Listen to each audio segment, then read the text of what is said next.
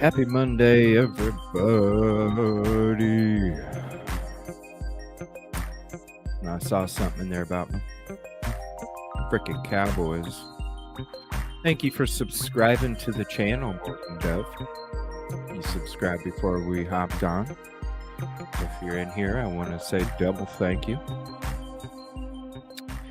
Thank you, Kilt, for the intro there. What's up, Cassie and Kilt? Reading the news. Oh, yeah. Look at all that. Aw. I was wondering where you are, Kilt. Hope you're doing okay today. Yes, I needed a break last night, too. I was like, oh, I'm like, shit. I'm going to have so much more tomorrow on this Murdaugh stuff. Well, today. And I'm like, dang it. Then I kind of did some brainstorming too. When I did my sports show yesterday, out of all the stuff I saved throughout the week, went through a good chunk of it. And I was like, holy crap. I went through it a lot quicker than what I thought. So I was going to be doing sports on Tuesdays, Thursdays, and Sundays. I'm going to just stick to sports on Thursdays and Sundays for right now. And then I'm going to take that Tuesday and add it to true crime. But got a couple ideas. I got tonight's special on Alex Murdaugh.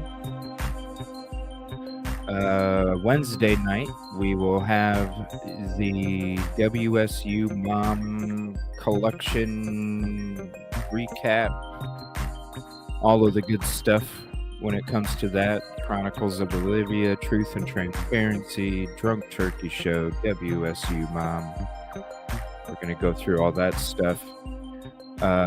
Tomorrow night, I'm going to pretty much recap everything that we haven't got to in the last few days. And then I'm not sure if it's going to be Thursday or Friday, but one of those days I'm going to focus and have a special on Anna Walsh. Anna Walsh.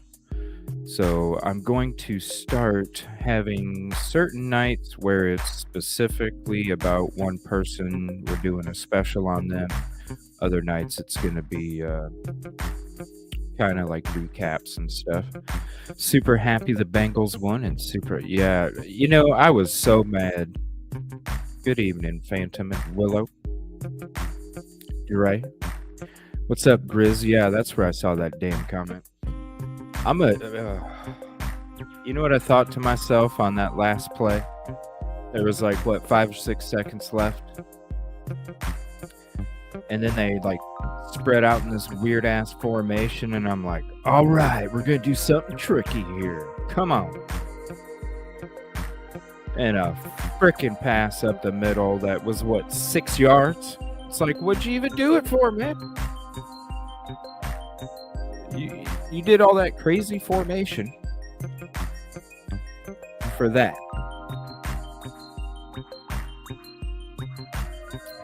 And as soon as I seen that, I said, get rid of him. Get rid of him. I'm done. I've had it. The back and forth.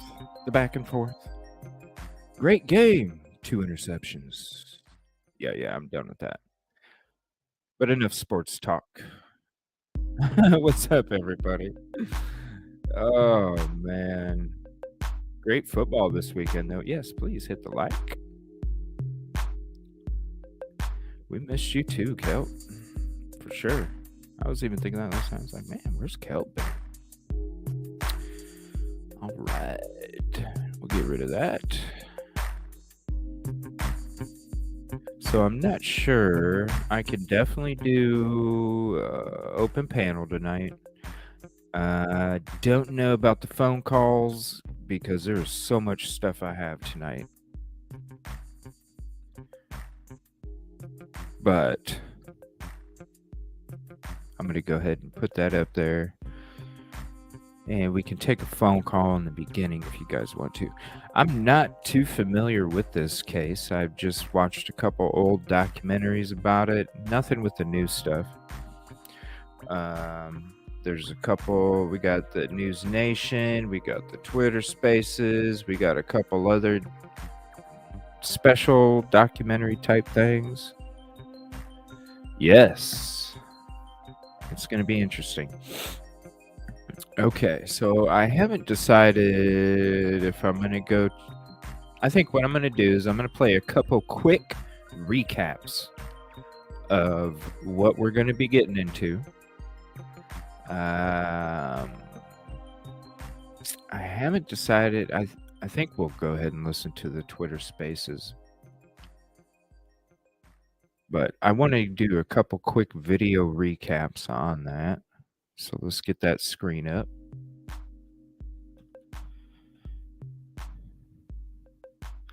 And welcome everybody for coming in. Oh yeah, and I made a little cool thingy up there at the top right. Now we have the EvilleCJ concept subscribe, and now we got click, live call, open panel, 812-250-8484. Oh yeah. Did that last night. Did a couple other things. I got some stuff ready for Wednesday night. I got some Anna Walsh stuff ready for the night that we do an Anna Walsh special. So I'm already about 2/3 done with that. So the night off actually allowed me to get a lot of not only graphic stuff, but prep stuff done too. So it actually made my day a little easier today after work because I got a lot of the prepping done last night. Actually, yesterday afternoon, but. All right, so what we're going to do is, where are those videos at? Give me 1 second.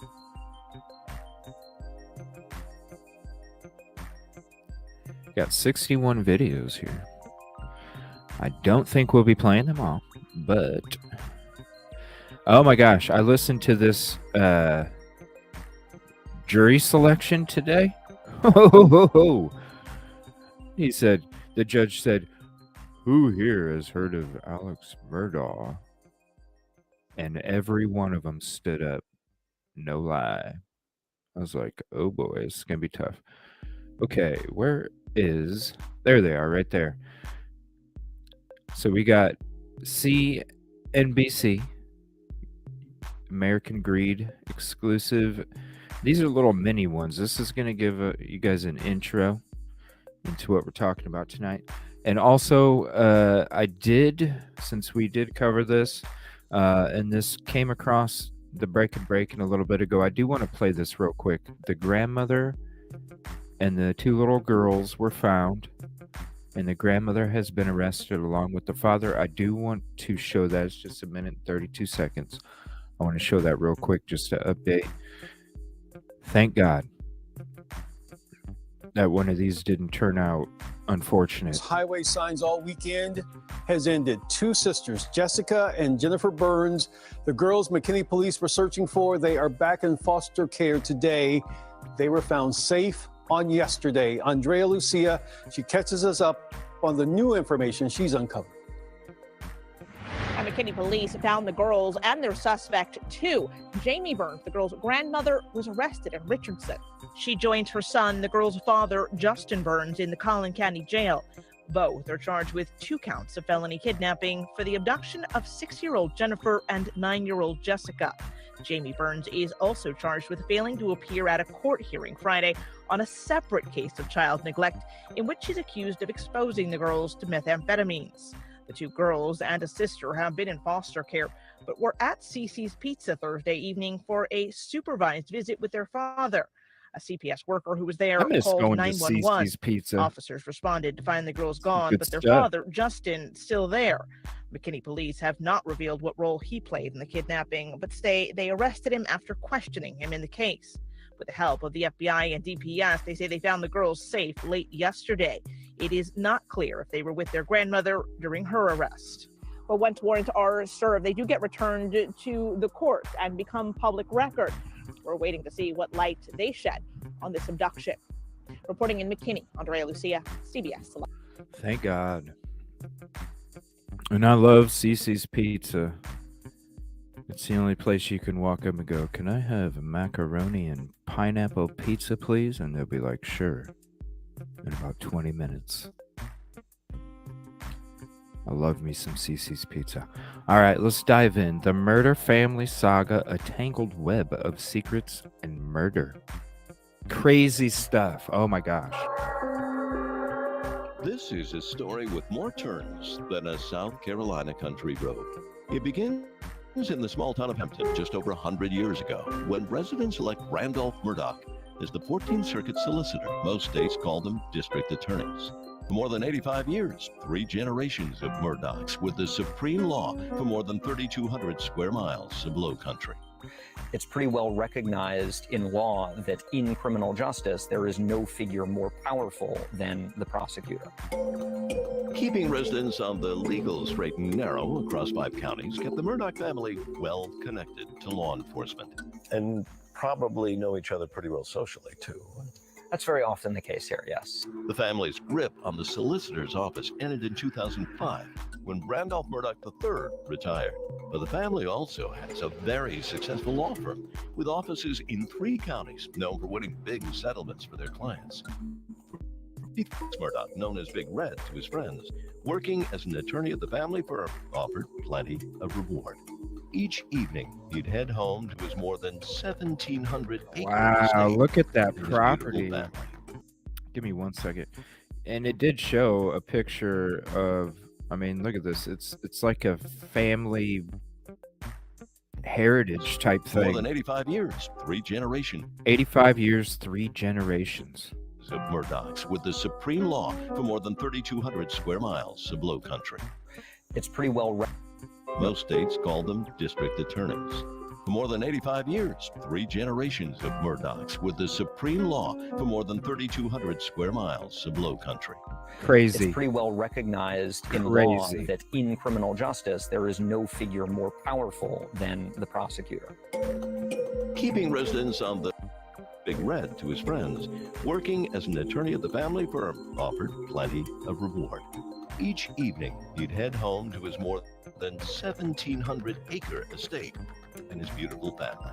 He seemed to have everything anyone could ever want, until one terrible night this past June. Moselle Road, I've been up to it now, it's bad.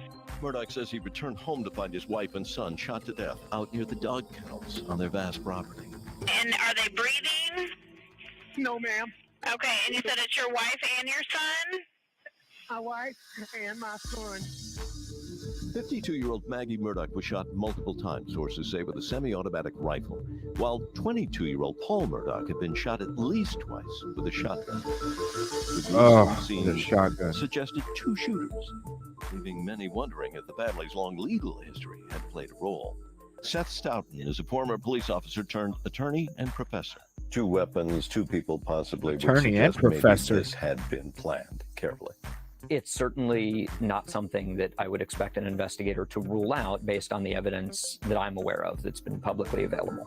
Alex Murdoch and his surviving son put up their own money for a $100,000 reward for information. But at the bottom of the notice was an odd catch. What? The tip must be submitted to law enforcement on or before September 30th. You ever heard of What? the expiration date on a reward?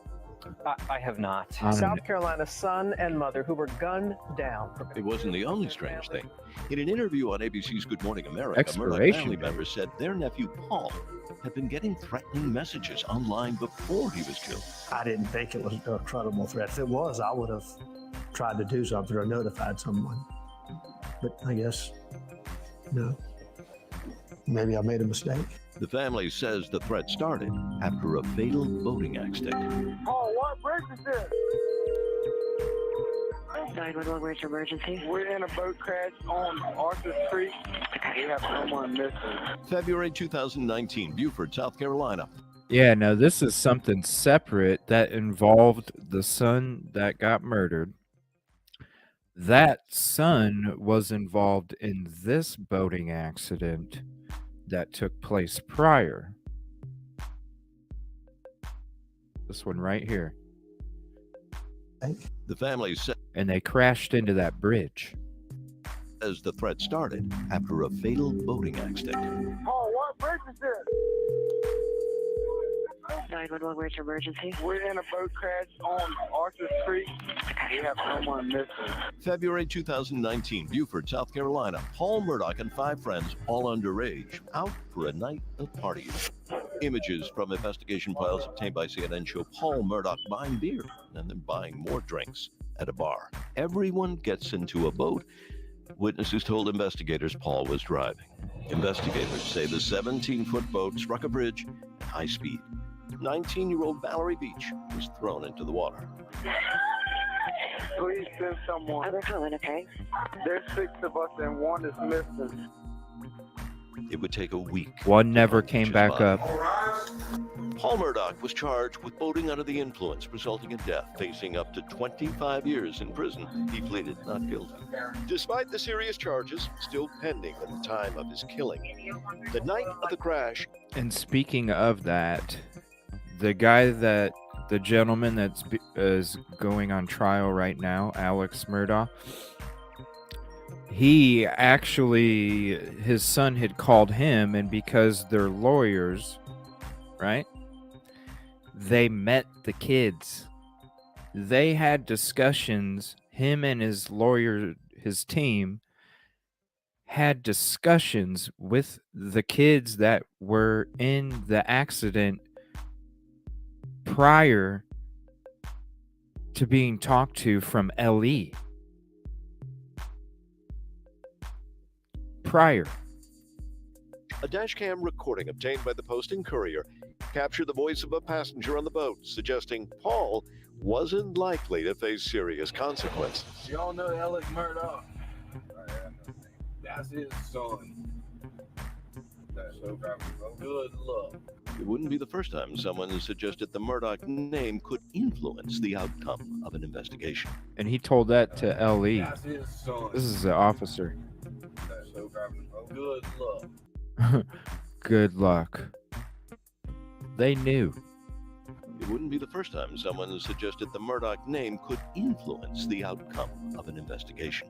In the aftermath of the mother and son murders, SLED, the South Carolina Law Enforcement Division, made a stunning announcement. During their investigation, they said they found something. They wouldn't say what, but as a result, they were going to reopen an investigation into another unsolved death from 2015. Yep. Where's your emergency? Hello, I just pulled down the wrong Parkerville Road. I see somebody laying out. We'll get an officer headed out that way to see what's going on. I ain't moving enough like that, but somebody gonna hit it. Somebody gonna hit it.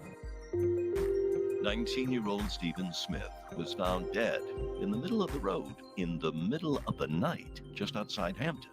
There were no witnesses, but among classmates and friends, there was a lot of talk, police files show. And one family name kept surfacing, a name many were reluctant to talk about to police, leaving investigators obviously frustrated, as interview recordings suggest. And guess what that last name was? You know, a lot of people seem a little nervous to say the name Murdaugh.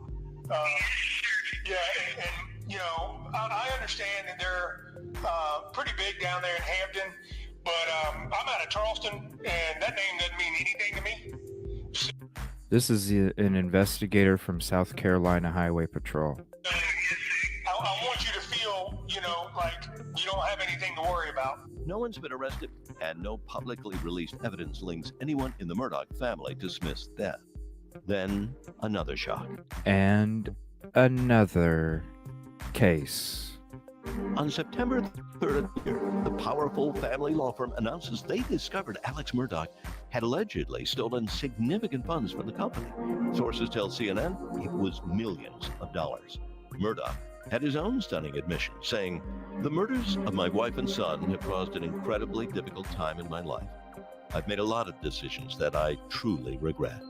I'm resigning from my law firm and entering rehab after a long battle that has been exacerbated by these murders." His lawyer confirming an opioid addiction. But the biggest shock was still to come. He was shot in the head while changing a tire. The very next day, Alex Murdaugh says as he stopped on the side of the road looking at a leaky tire, Murdaugh says a man in a pickup truck drove past, then turned around in a church parking lot and returned. After a brief conversation, Murdaugh told investigators the man shot him in the head. He was out of the hospital 2 days later. So many wondered if the shooting had been staged. Murdaugh's spokesperson put out a statement denying it was self-inflicted.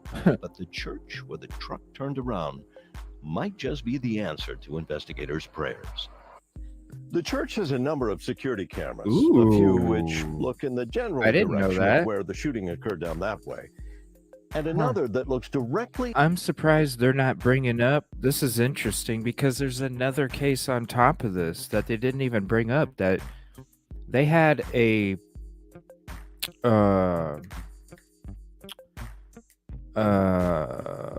like a not a nanny, but a housekeeper, right? Ended up passing away. Suspicious circumstances. He handled, Alex Murdaugh handled the case in court for a settlement, then told the family members that he's just waiting on the paperwork from the settlement and pocketed that money too. Yes, housekeeper. Yes, I'm surprised they didn't bring that one up. Into the parking lot where Murdaugh says the pickup truck turned around. If there's video, it could provide clues about a suspect and Alex Murdaugh. What do you make of the shooting of Alex Murdaugh? I think it's going to tremendously complicate the investigator's job, both for that shooting and also for the shooting of his wife and son.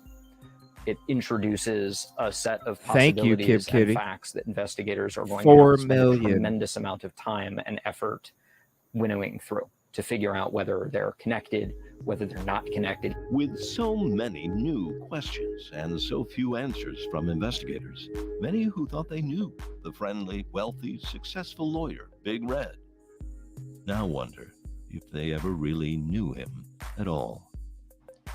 And now the other shocking developments. Alex Murdaugh has been charged with insurance fraud. It turns out that that whole shooting in the head thing, it was meant as a way for Alex Murdaugh, he thought, to be killed by a gunman he hired and for his son to collect a $10 million life insurance plan. It all came apart when Alex Murdaugh was shot, but he didn't die. And there is another turn in this investigation, and that has to do with the housekeeper. There we whose go. name is Gloria Satterfield. She had worked for them for 20 years for Murdaugh property, but then in 2018 suffered a trip and fall and died. At the time, her death was listed as natural causes. The coroner says, wait a minute, she has a problem with that. There was never an autopsy done, and a trip and fall is not a natural cause. Meanwhile, her family was supposed to receive a financial settlement. They say they never really got the money they expected. So the questions are, where to go? Where did the money go? That's right. I asked before you. Yeah, interesting, huh? Very interesting. All right, there's that one. We're going to watch another little mini one that I saved for us right here. I love American Greed. Fingers crossed. You know what? I should have been doing this in the first place. My bad. All right. So we're going to do this American Greed one now. Yeah, very interesting, huh?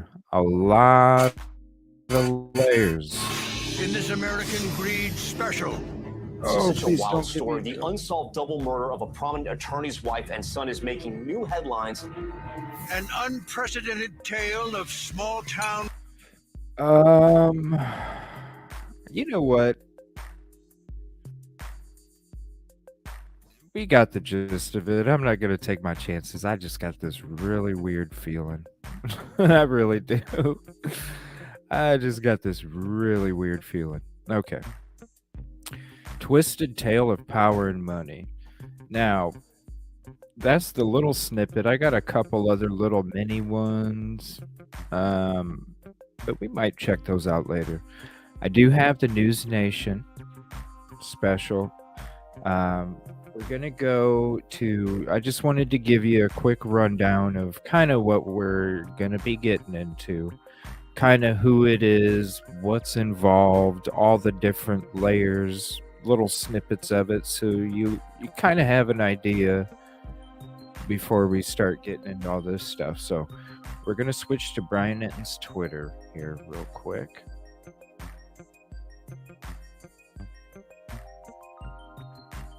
Yeah, I don't know. I just got this weird feeling. No, it's not a tingle. Well, it's interesting because as soon as I stopped playing it, the viewers dropped by 2. And as soon as I started playing it, the viewers went up by 2. So I think we skeeted. I think we're good. Yeah, we're going to go to Brian Enton's Twitter. Now, this is him getting ready for the News Nation special. This is something that was on Saturday, I think. Yeah, it was Saturday. So it's a couple days old. But I wanted to save it for tonight. I didn't even listen to it. Haven't heard one peep of it. I'm saving it for tonight. So if you haven't heard it, you'll be hearing it new with me. I always enjoy these Twitter Spaces combos that he has because he's not on, even though he is a public figure and he's out there for News Nation, he's not necessarily behind a News Nation camera. So he can kind of get a little bit more of the emotion and the feeling behind some of the stuff and not the political stuff you have to do in front of the camera. So I do enjoy these. We're going to check this out.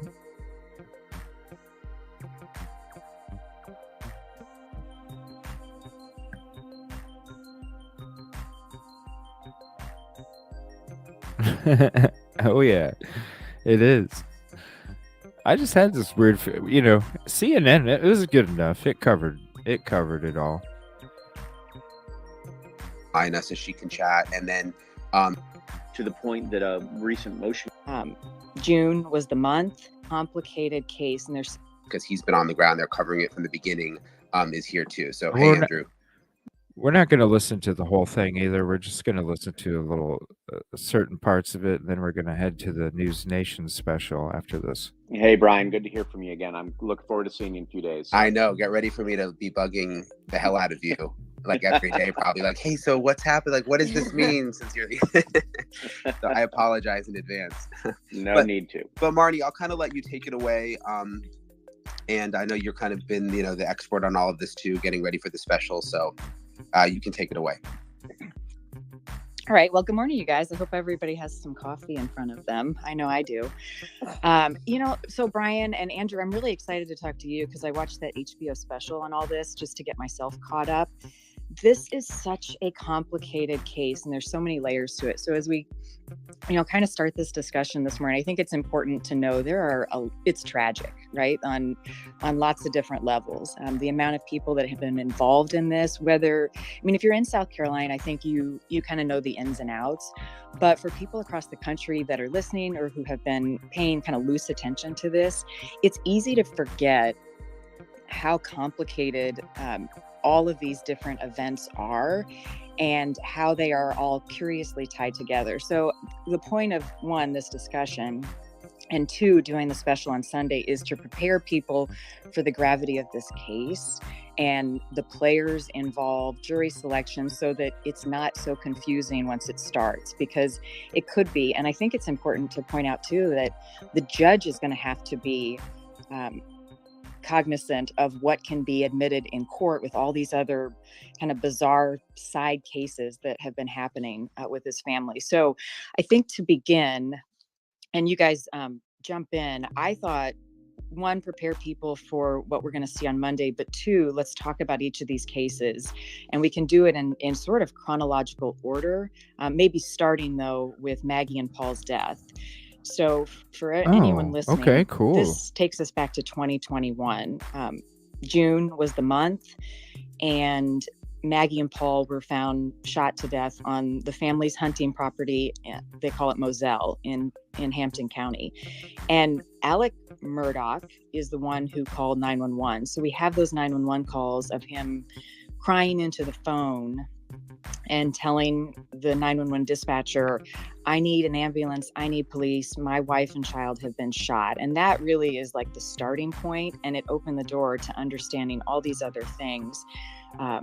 It wasn't until 13 months later that he was arrested for their murders. So I think we have to talk about what happened in that time frame. And so, Andrew, why don't you jump in and talk about the crime scene itself, because there's so much that we know about it, and then there's some pretty big questions that we don't have answers to. So what stands out to you as the prosecution and defense prepare for this case this week and trial with the crime scene itself and that night of the murders? Well, you're looking at a situation where you don't have any witnesses, first of all, and you have a lot of questions. It's out on the property. The property is a huge piece of property. It's a couple hundred acres, basically, in that area. And where the murders happened were down by the dog kennels over there, which makes no sense to why they would be out there at that point. You're also, some of the questions that come up are, why two different guns? Maggie was shot with a rifle. Paul was shot with a shotgun, and apparently brutally so, to the point that a recent motion came out to say that literally his head was blown off almost. It's that violent with that shotgun, and had close range potentially with it. So why two guns? Was it one person, in this case Alec, as they're saying, that may have used two different guns at two different times? No one really knows about that. And also, you're in a position where you're in the middle of nowhere. This is hunting property. There are no basic neighbors for hundreds and hundreds of yards on either end, so nobody would have heard anything or assumed anything if you hear a gunshot. So that's what's very interesting about it. Alec's alibi is questionable at best. He went to supposedly go see his mom, who has dementia. So there's the possibility that his alibi comes out as the person who's been helping her, but that's debatable at best, because first it was, I went to see my father, who was dying at the time. So he's really confused the entire situation. Yeah. And Marnie can go into more of the everything else as we stories continue on that happened after the fact. But I think there's so many questions because we don't know anybody there but Alec, and Alec is the only one who truly probably knows what's happening out of everyone. Right. So I guess, this is what is so curious to me, Andrew, and Brian, jump in too, is you've got all these other alleged crimes. Let's start with nearly 100 counts of financial crimes. So the prosecution is saying he killed his wife and son to cover up or to keep secret some of these other things that he was allegedly doing. The stretch for the prosecution is going to be, okay, maybe he was committing these financial crimes. He was stealing from his clients, but did he kill his wife and son to cover that up? Like, how can they connect that evidentiary dot, right? That's a big leap. And the defense is going to be leaning into the fact that, like, these are two very different things. And do you have the evidence? I think the big news, and I saw this on Fitz News just in the last 24 hours, was the bloody shirt and spatter. The defense, I think, is setting up to make this their sticking point in this case. What do you guys think? The jury selection. Andrew, you go ahead. Yeah, the jury selection is going to be interesting to try to get jurors in there, but more interesting than that will be the motions hearings afterwards, because the judge will have to decide if he's going to allow this blood spatter evidence. And what happens is Alec was wearing a shirt at the time of the murders, and they took the shirt, which supposedly may or may not have had what they call blood spatter evidence from the shotgun, basically, that Paul was shot with, and the blood would have came back on the shirt. So prosecution SLED took it, the South Carolina Law Enforcement Division, took that shirt and did testing on it to see what they could find, if they could see Paul's blood. But in that process, according to the defense, that they destroyed the shirt. So the defense never had their chance to do their own analysis of it. On top of that, the defense is saying that the expert that did the initial analysis said there was no blood spatter on the shirt from Paul or Maggie. And then suddenly, a second turnaround after talking to SLED, he came out and said, yes, there was blood spatter. So the defense is poking holes in that already, and whether that expert should be allowed to testify, whether that shirt should be in play or blood spatter evidence at all. And then you talked about a little bit of the motive with the financial crimes as well. The financial issue is what the prosecution is hinging everything on, saying that Alec knew it was a house of cards coming down on him. The law firm literally that day said, you owe us money. Where did this money go? We need a full accounting of that. In just a few days afterwards, all his financial records were also going to be opened up in connection with the civil trial with Mallory Beach, who was killed in a boating accident where his son Paul was drunk at the time driving the boat. She was flung out of the boat, but there's a civil trial based on that her family's filed. And all his financial records were going to have to be opened then. So everybody was going to get open to this incredible run of financial crimes that he did and all this money that he had and that he had stolen from dozens and dozens of people. So the prosecution says he was at his last rope. This was the last moment. And all he could think to do was to try to deflect. Or was Maggie going to call him out for it and say, I'm going to go ahead and call you out and say, this is going to happen. And I'm going to tell everybody what's going on. So, that's what they're hinging on. But right now, the defense has put out a motion to say none of that is actually acceptable because he has not been convicted of any of those financial crimes yet. And the lawyers that I've spoken to say that may be the biggest mistake that the South Carolina Attorney General's office has made, that they didn't go ahead and prosecute all the financial crimes so they would be easily allowed in this case. If the prosecution loses blood spatter, if they lose that as the motive for the financial crimes, they're left with just the night of a lot of circumstantial evidence, no witnesses, and very little case to try to convict him of murder. Yeah, and not to mention the fact, two weapons were allegedly used. They don't have the weapons, at least to our knowledge, and they might have some surveillance video from that night, to which we don't know exactly what that shows. And I was reading maybe some blood on Paul's phone that was in his pocket. I think you bring up an interesting, a lot of interesting points, Andrew, and I think it's important that people understand where this trial is going to be happening. So Hampton County, really small. The town of Hampton, even smaller. But the trial, trying to move this into a place where you can find a jury that hasn't heard about this is nearly impossible. But they didn't actually go that far. So they're in Walterboro in Colleton County, not that far away. And so when you look at the timeline of events, and let's take people through this for a second. So all the way back to 2015, you've got the death of Stephen Smith, this teenager who was found in the middle of the road. At the time it came out, it was a hit and run. That has now been refuted and disputed. Then you've got Gloria Satterfield, the housekeeper, the nanny essentially for the Murdaugh family. She died in 2018, so 3 years later. And then you mentioned, Andrew, the boat accident and the death of Mallory Beach in 2019. It is alleged that Paul was the driver of that boat. He was under the influence. There's lots of video and surveillance from that night. And then people also allege that Alec Murdaugh was involved in trying to direct people's stories as to that night. So you've got these three deaths, the last one being Mallory Beach in 2019, and then you've got Paul and Maggie shot in 2021. The reason I bring all of these cases up, and we can get into each of them, is that anybody who lived within an hour of that area, watching your station in Savannah or just the region in general, you knew of all these different things. So how do you find a jury in Colleton County? They've reached out to 1,000 people for jury selection to try to find a jury that has not heard about this case is essentially impossible, right? And it says right here, this was one of the other tweets here. It says, judge asking jurors to identify themselves if they have formed opinions on the Murdaugh case that can't be changed. Despite what is said in the courtroom, several jurors excused.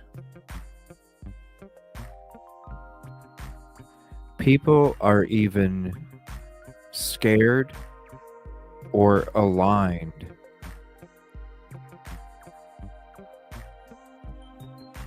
This was like the most telling tweet right here. Judge asking jurors to identify themselves if they have formed opinions on the Murdaugh case that can't be changed despite what is said in the courtroom. Several jurors excused. Hampton County, I just want to look at this real quick before we get back to it. Piggly Wiggly. That's funny. 2,800 is the population. Named after Wade Hampton III, a Confederate general in the Civil War. 2,000 people? Whoa.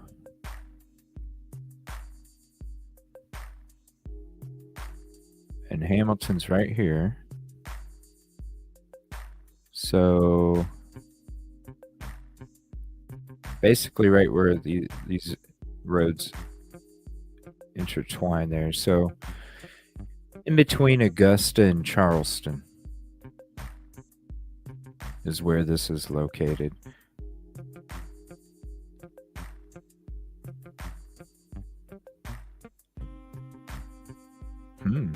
Interesting.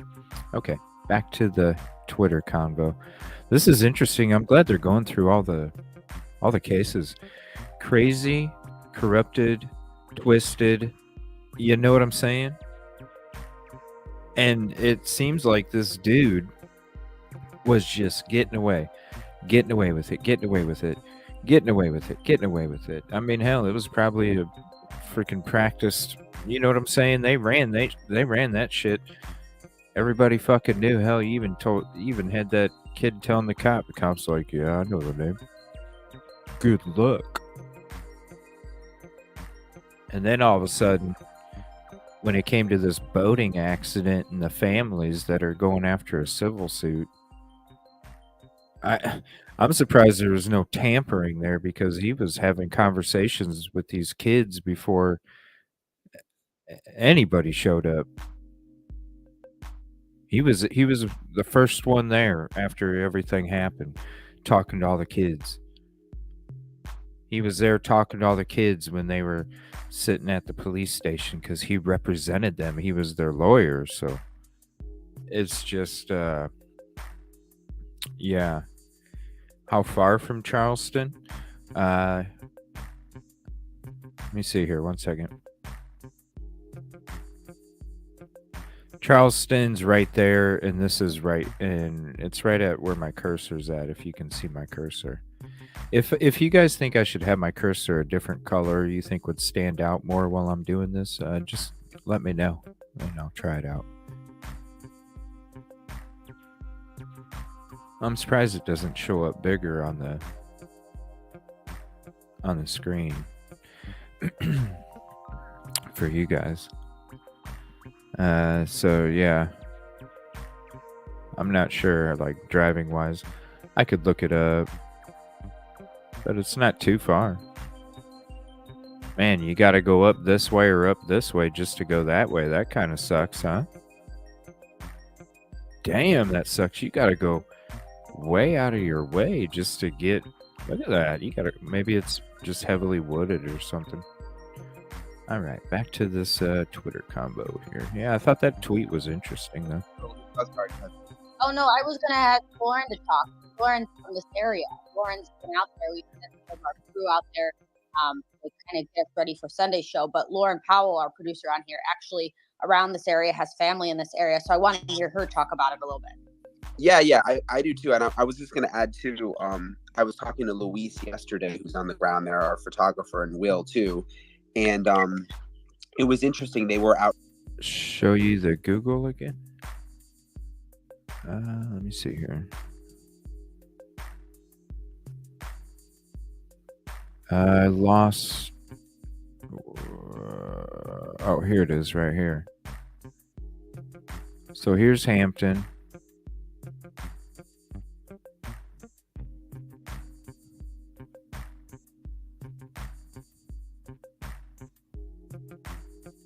So that's right.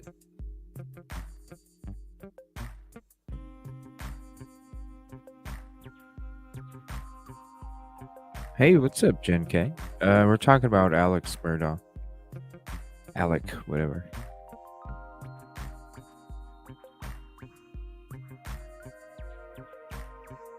Yep. Who knows how long it takes with the, I mean, hell, you got to go up this way and down this way just to go to Charleston. So who knows? It ain't too far though. It's pretty interesting. Well, oh wait, there is like a back road here. I didn't realize that was just major highways. All right, back to this Twitter special. Uh-oh. Around the courthouse from town, and they were saying that like they're still scared of Murdochs. Like even I think kind of like following this case from another state, you see all the documentaries and you see all the evidence, and you think like, wow, these people are ruined. But for people who live there, at least some of them, like, for generations, this family has been in power, and it seems like the people who are in that area still fear, speaking out against them and even being on the jury. Yeah, Lauren, I don't know if you have any, sort of a take on that. I know you're in the area too. Yeah. So I grew up here, born and raised in South Carolina. My family lives in like the Georgetown County, Hemingway area, which is about 2 hours away. And I mean, this is a case of, this family is what locals call old money. I mean, it's old money, very powerful, in not just in their county, where they resided and presided, but in the entire state. South Carolina's not that big. And I mean, the Murdaugh name has been a huge, powerful name. I mean, for, more than 100 years. And I will say there is, I mean, I've been here since Thursday, and I actually was out just in my community, visiting people. And I went out to my old high school and spoke to some of the students there while I was here. And, when they found out that I was covering this case, I mean, there were some people who like shuddered, literally were like, oh, you're going to actually cover that. Because there is a fear whenever it comes to powerful people, that, there might be repercussions, for anyone who speaks out, about, a powerful family like this. And it goes further out than just that family. I mean, there are, many friends and, other community members that still stand by this family. And obviously tragedy, upon their family as well, with the loss of, members of their, their family. But, the jury selection is going to be very interesting, I think, in this case, because you can't go anywhere, without someone knowing about this case, and without someone having an opinion about this case, on both sides, and all the other mysterious situations surrounding this family, over the years, just kind of, accentuates that. So I think, finding an impartial jury is going to be really, really fascinating here. And I mean, the community, the entire state is abuzz about this, and they have been buzzing about this for, since the beginning. I mean, probably since 2015, when the first situation popped up and the Murdaugh name was associated with it. So yeah, very fascinating, very interesting to be back in my home state, covering such a high profile case. And I'm interested to see where it goes from here. It was interesting when I talked to Will and Luis yesterday. They interviewed this one young lady, asking her what she thought about the case. And she was saying, oh, well, in town, when Paul Murdaugh was first arrested after the fatal boat crash. Just a week or two later, like I was out with my grandma for lunch, and we saw him out to lunch with his family, and we all just looked at each other and knew, like, oh, he already got out of jail, like nothing's going to happen to him, which I just thought was so interesting. Like, there's, maybe Andrew can talk a little more to that. Like, do you get the sense, Andrew, like being on the ground there, that, I mean, do the locals still think that, you know, the family's going to get off? Oh, yeah. I mean, I think they've done it for years. If you listen, just to go back to your Paul comment, is Paul was never even put in jail or booked officially into jail. They had a court hearing where he was charged with boating under the influence, which caused Mallory Beach's death. They didn't put him in handcuffs. They put him into the hallway and took a picture there, which was considered a quote unquote mug shot. So he never even stepped foot in jail for charges. And people immediately said, oh, that's just the Murdaugh way. Wow. You hear during the Mallory Beach, no way, the dash cam video, that one of the young men who was on the boat says, do you know who the Murdaughs are? He said, yeah. He's like, well, no, they're definitely going to get away with this. And I know they will. The feeling still is there's no sigh of relief until they're basically gone. And that's not going to happen in this community anytime soon. The community is very tight-lipped the entire time. There's so much that has gone on over the years. I look back, and one of the weirdest things to me is the fact that they had to go, we need to take Alex's grandfather's picture off the wall of the courthouse during the trial because he's getting tried in that same. I just wanted to pause it real quick. I just wanted to ask everybody to send out prayers to Moon Bay, California. There's been another shooting that just took place, and there's already 7 that have passed. So if you can just send some prayers to Half Moon Bay, California, I'm sure you'll hear about it coming up any second. I just wanted to pause that real quick and ask everybody to send prayers. Courthouse. And that's how tied in this community is when you understand Colleton County. And this family has been in charge of 5 counties. The jurisdiction, it's like a DA if you're in some of the other areas, except it would be a 5-county region for that. So that's what's really interesting, is he's had power over everybody, and everybody knew that you didn't mess with the Murdaugh family, and they took full advantage of that for years and years. And even now, as Alex sits in jail, there's this feeling of, well, he's going to get out and this is all going to start all over again, and we're going to be caught in the middle of this trap one more time. Yeah, Andrew, I mean, that's what's so interesting about this is, you know, being the solicitor, essentially the DA. I mean, it goes back like 100 years. I mean, the early 1900s, as we were doing some of our research. I mean, they call it Murdaugh County. Can you connect the dots for us, though? So we've got the death of Stephen Smith in 2015, and then when Paul and Maggie were found murdered in 2021, the case for Stephen Smith was never solved. Like, they never figured out what happened or who was involved. Why now are we talking about that case? Like, what is the Murdaugh potential link that brings these two cases somehow curiously together? Well, when they were looking at the situation with Stephen Smith, his body was found in the middle of the road, basically hit or beaten. They called it a hit and run initially when the official word came out. But then when they were looking for information into that situation, multiple people that they talked to, 9 different people,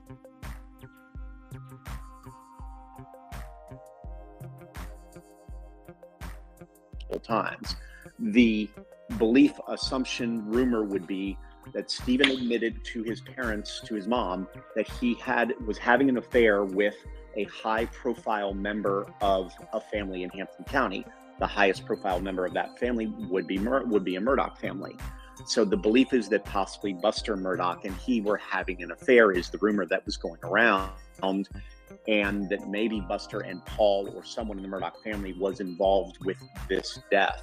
So authorities never tied it back to the Murdaughs, but everybody in that county who I've spoken to off the record, just in conversation, everything else, seem to believe or say they know that they're involved somehow in Stephen's death. And it sort of was the beginning of these things, and we wouldn't have known about Stephen Smith without Maggie and Paul's murder, basically, because everybody had just let it go except for that family, and it's a tragic situation. So we don't know if there was a piece of evidence, a text, a phone call, a picture that was found at the murder scene that tied back to Stephen Smith. There is nothing that I know of that I've seen in any of the stuff that I've dealt with, read, looked at, that directly ties the Murdochs. It was 9 different people that mentioned the Murdoch name during the investigation. That is the only thing that ties it back. But investigators also just called it a hit and run. But the physical evidence where he had defensive wounds on his knuckles, that there was the impact and the way it was set, does not appear to be a hit and run kind of situation. But the investigators at the time just called it a hit and run and let it go, which a lot of people go, well, that's because someone was involved that shouldn't have been, and they just wanted to sweep it under the rug rather than actually truly investigate the case. So let me throw this out there just as devil's advocate, because I'm sure that the defense is trying to incorporate this into any argument that they may make. You've got the death of Stephen Smith that's unsolved. You've got the death of Mallory Beach, which the boating accident in 2019 was tragic, but you had a young girl who died. You've got Gloria Satterfield, the housekeeper, the nanny, who died on the stairs, or a few days later. Her family never got the settlement money that they were supposed to get from the insurance. Wouldn't the defense argue as a possibility that you have these 3 deaths and you have motive from other people who felt they were wronged, right?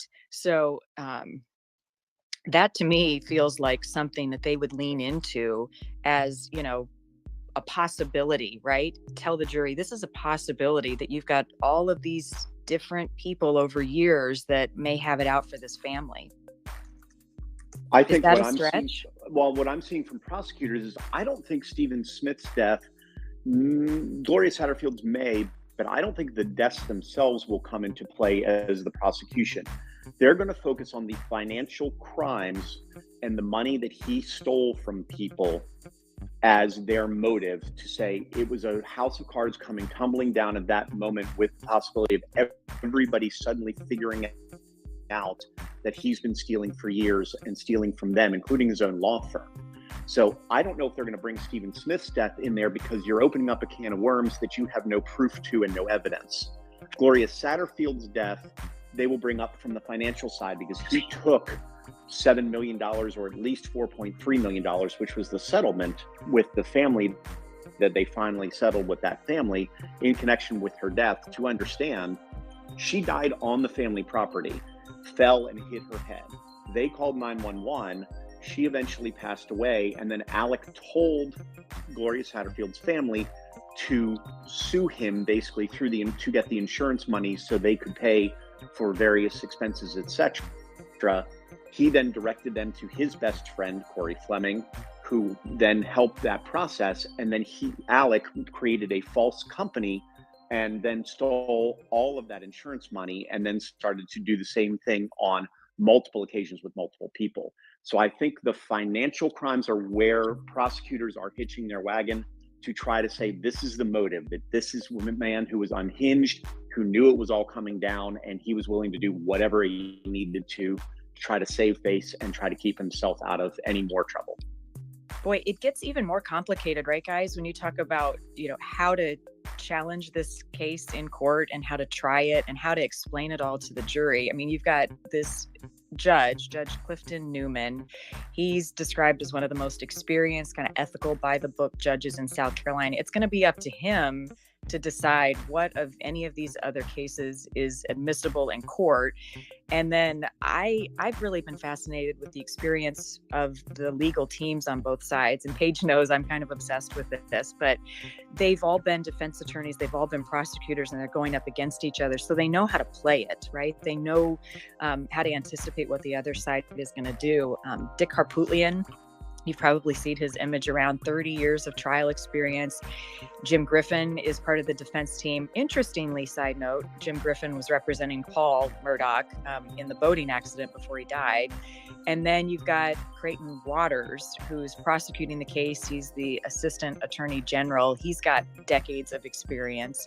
So you've got a lot of elite legal talent in the courtroom who understand the complexities of this case, and they're going to go at it.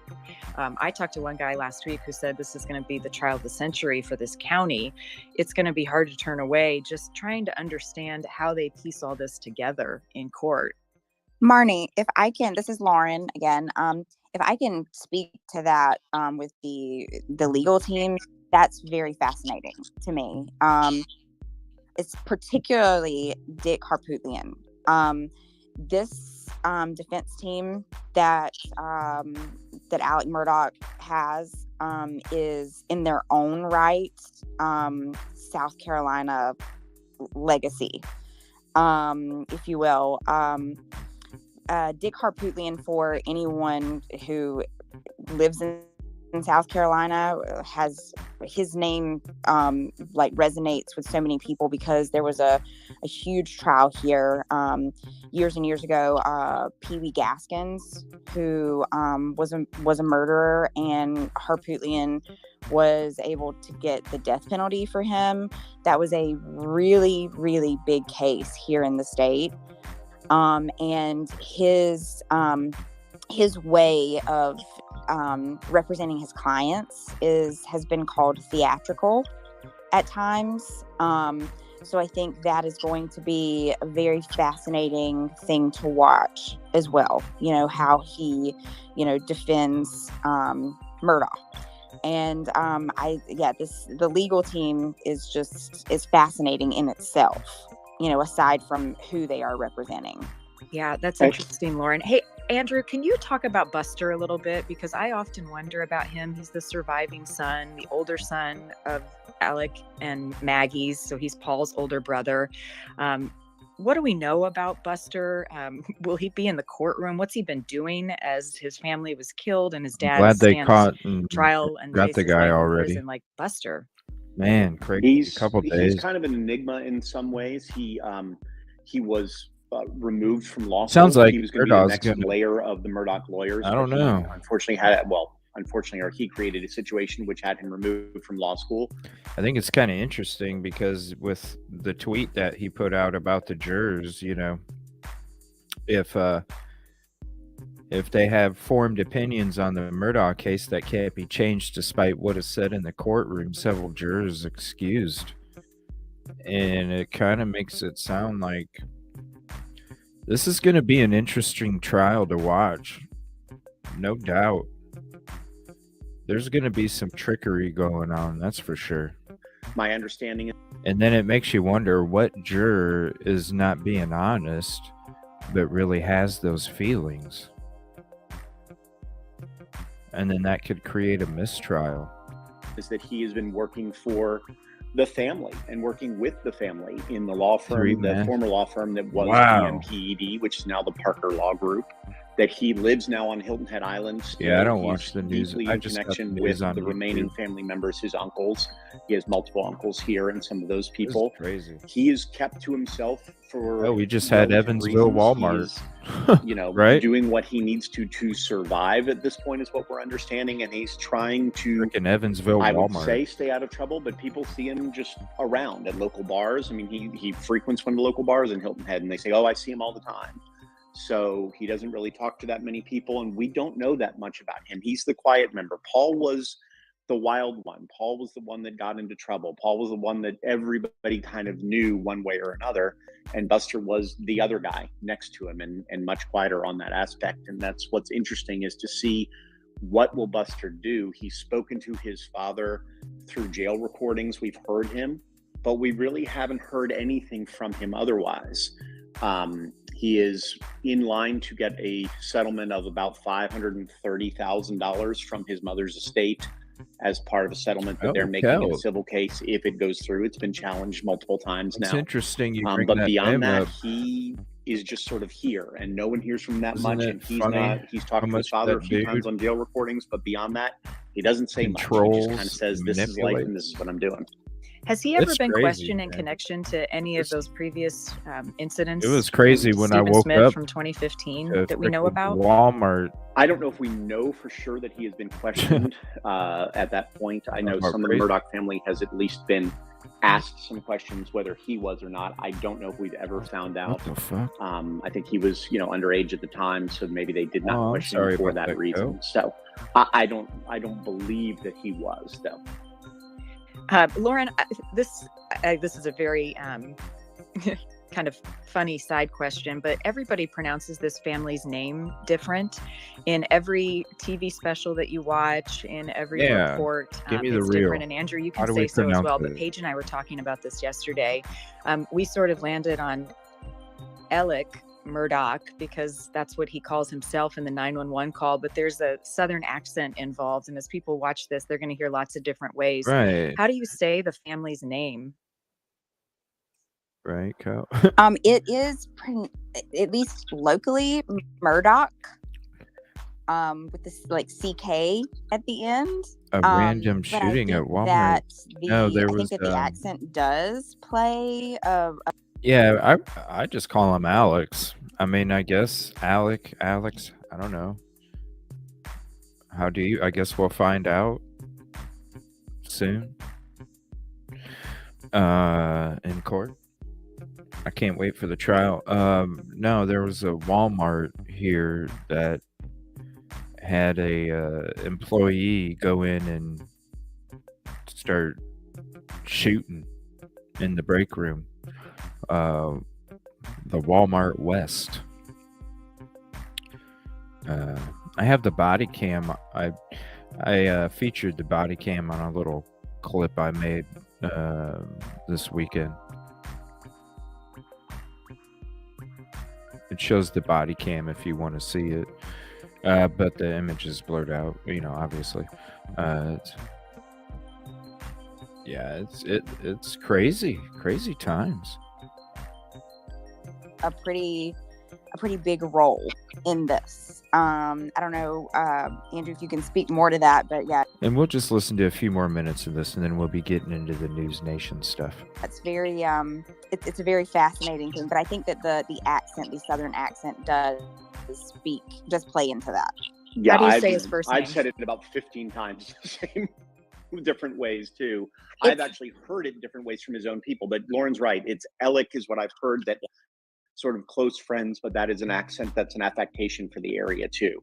Because I've heard some of his own friends call him Alec too, as opposed to Alex. So I have not heard Alex. I've heard Alex or Alec more. Yeah, Alec. And I think I'll call him that Alec. has to do too with the low country of South Carolina has a very thick Southern accent, and that plays a big role in it. And then obviously it's kind of like almost like an endearing sense too, where friends call him, like, kind of shorten Alex, if you will, to Alec. Yeah. Well, I have Southern roots, Alec. and so I have a hard time saying Alec. I say Alex. So Paige and I were talking about that yesterday. The other thing, Paige and I were listening to those 911 calls, Andrew, or not 911, I'm sorry, the calls from prison from Alec to Buster. And the thing that stood out to me... We did a little mini intro, the Alec Murdaugh stuff, the family stuff, all the stuff that's gone on, all the crazy shit. And then we started listening to this Brian Enton Twitter Spaces. Unfortunately, there was some breaking news during this, but hopefully, I'm glad that they caught the guy and suspect is arrested. Just unfortunate for these shootings to keep popping off all the time. It's like, dang. Here, there. It's like you wake up, you go to work, you come home, and it's like, what? There's another one? Crazy. And then you're joining at a good time because we're about to get into the News Nation special next. But we're just going to finish up a couple more minutes of this, and then we'll be switching to that. And Paige and I were discussing it. It seems so normal. It was like normal dad-son conversation. Like, what'd you do this weekend? Oh, you traveled. They were talking about what airline he was flying. Are you working today? It was, given the gravity of what he is facing, it was such a normal conversation. What stood out to you about hearing those two talk with Alec behind bars? That was a man who did not think he was ever going to spend the rest of his life in jail, or that he was even going to You guys spend think he's another going to month get in off? jail. I think he figures he was going to get off. You think he's going to... I hope they televise this trial. Do you think he's going to get off on this shit? And that's what I got from it, that he didn't even feel like it was just a blip on the radar, because I think his family has gotten away with so much, and he figured, well, this is just another thing, and I'll do my time here, or whatever I need to, and then I'll get off and I'll walk out of jail and life will be as normal again. I got no sense of remorse. I got no sense of sadness necessarily about his wife in any form, or his son. It was a very weird conversation when you're having more talk about how's the dogs in the house, and what airline you're flying, and hey, did you put feed in the feeders for the hunting property? Not anything about how are you doing with your mom, with everything that happened, or anything of the sort. So they brought up nothing in there, and there was no real sense of even trying to console Buster or understand whatever Buster's feelings may be. I guess you'd have to realize that those conversations were happening more than a year after the deaths, right? So it wasn't like a fresh pain or grief, right? A lot of time had passed. It was less than that, I believe, but still somewhere in the range, probably 6 to 9 months. Okay. Still, at least. So probably, because I think it was the early, if I remember, it was probably January, February, somewhere in there, that some of those calls came out, because it was after he was arrested and put in jail in Richland County for the attempted suicide plot as well, which we didn't bring up. And I hate to bring stuff up, but it really is like a novel, because every time I go through, you couldn't make up the twists and turns that have started on this. And every time you start, somebody goes, wait, what happened there? And when did that happen? And now what happened on top of that? So right. As I always say, I feel like it's all you need is the days of our lives, a devil possession, and we could probably finish it off. So right. Well, I keep saying it reads like a Hollywood script, but I mean, this is so far from a movie. It is so tragic and so complicated. So let's talk about that for a second. September, right, of 2021, another 911 call. Alec calls 911 and says, I've been shot in the head. I'm on the side of the road. We now know that was all a lie. Yes. He called his friend Curtis Smith. Okay, the guy the little mini thing that we watched earlier, he said that it was a failed attempt to have somebody kill him. Who is his lackey, well, his son I guess, could if you want to call him that, collect the money. He may have been involved. He wrote checks to him that he would cash as part of these financial schemes. He did business with him. He's just sort of a good old boy that lives down the street with tractors and car parts in his yard and everything else, and called him to say, hey, I need help. He's on the side of the road. When Curtis gets there, or Cousin Eddie, as he's called by many people, Alec apparently has said, please shoot me. I need to get insurance money for my son, Buster. It won't pay off for a suicide. He can get $11 million if you just go ahead and shoot and kill me. Then, depending on who you're talking to, whether it's Alec, the way he's put it out, or if it's Cousin Eddie, there's a struggle that ensues. The gun goes off and it grazes his head at the time. He then calls 911, claims he was shot by someone driving by, this unknown person. I was just on the side of the road trying to change a tire. Turns out within 2 days, that story has completely blown up. Everybody knows it's not true, in part because there were run flat tires on the car that he was driving, which is the technique, but that's what happened. And then they had to admit that he did call Eddie and that he was trying to get the insurance money. And so now the question is, what was his mental state there? And it's one more time that he has lied to everybody out there. And that's where a lot of people have questions when that goes on.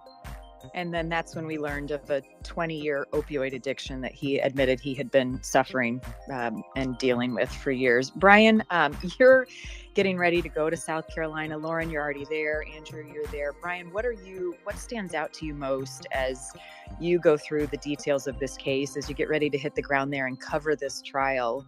What are the big questions that you have? What's up, well, I guess what I keep thinking about is, and it's interesting because I used to work in the same area as Andrew. So I keep thinking back to like when I was there for 3 years and how these small communities really do have these good old boy systems. And I remember, you'd become friends with the prosecutor, the sheriff, and everybody knew each other and sort of helped each other out. But like what I keep thinking, listening to Andrew talk is, okay, so we know all of these things and allegations that have come up now and been sort of unearthed from the last, say, 10 years involving this family. But if they've been in power for generations, I'm just curious, Andrew, like, are there other stories coming up? Like, do you think this is going to open up a can of worms, like where we find out about other dead people from like 40 years ago or other financial crimes? Like, could this turn into, you know, a whole unraveling of other, you know, innocent victims that come forward or their family members do from a long time ago? Does that ever come up? The point that you made would be innocent victims coming forward and who will actually come forward. I have heard many stories from multiple levels of previous generations of the Murdochs in power, using their power, and perhaps someone would disappear or someone would end up in jail because he was not a friend of the Murdochs or did not do what one of the Murdochs told him to do. I don't think you're going to see a community who's going to suddenly open up their arms and say, I'm ready to start talking about how everything that I know happened, because they're still scared, because there are still people out there and there's still Murdochs out there.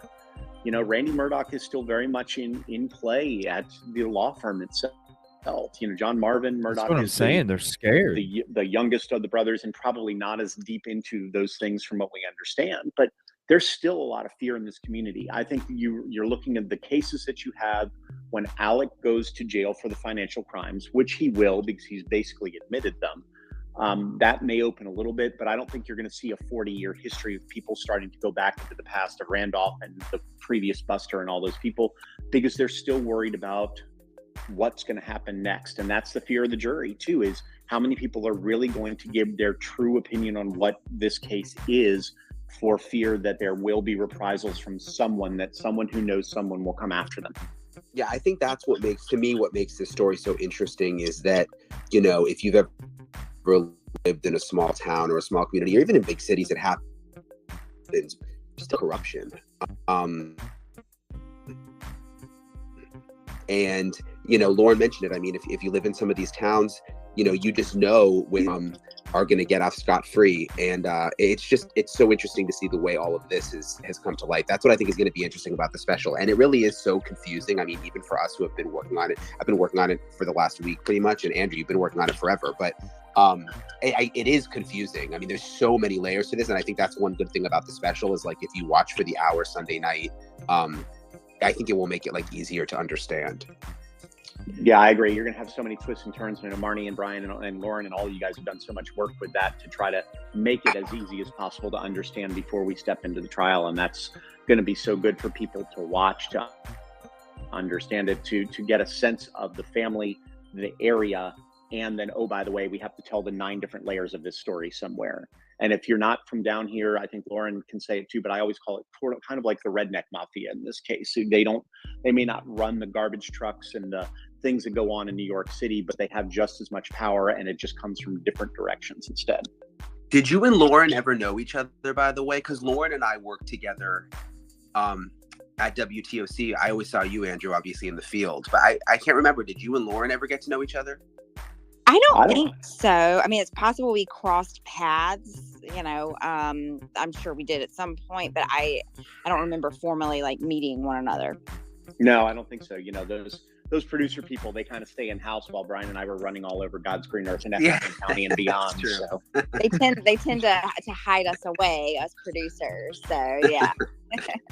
Well, I want to highlight all of you guys behind the scenes, and Paige as well, because Paige has been working tirelessly all this week to get this special ready for Sunday. And as we've been detailing, like, it is so complicated. So our hope Sunday night is to set the stage for some of what you will see in the trial and just help give people a better understanding. Cool. And we're going to have that next. Let me see here. I'm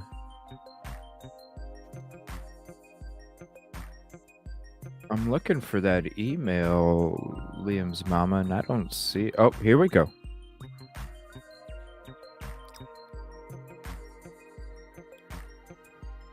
Over the fence. Hit 6 of 10 over the fence. Can we view it? Let's see. Continue.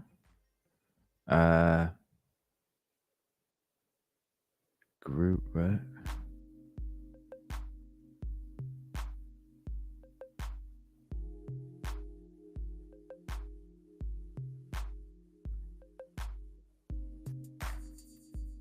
What? Okay, hold on.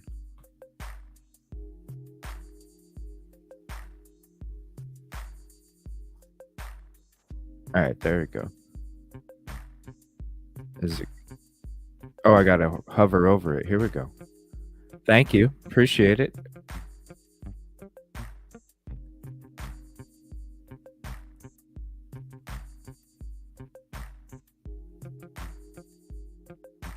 Boom.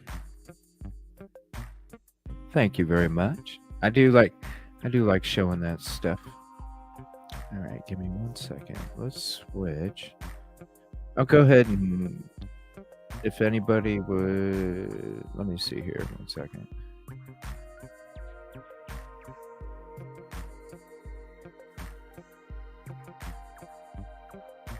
Yeah, if anybody would like to hop up, you're more than welcome. That's one video. And you can call. Let me make sure. I always got to test it here. Because sometimes it, there we go. Sometimes it rings through when I'm in tabs and sometimes it doesn't. Most of the time it don't. So that's why I put, if I missed your call, please request a call back. All right.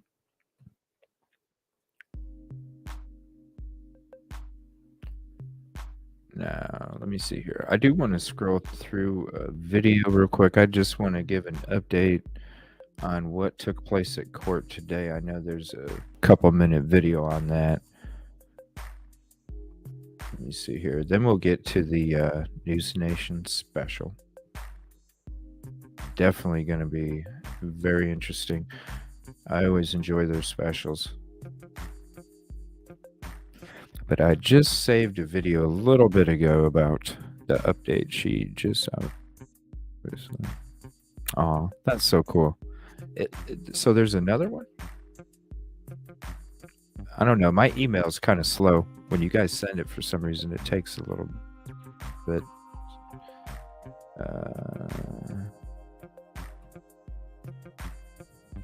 Okay, here we go. Jury selection. Let's see here.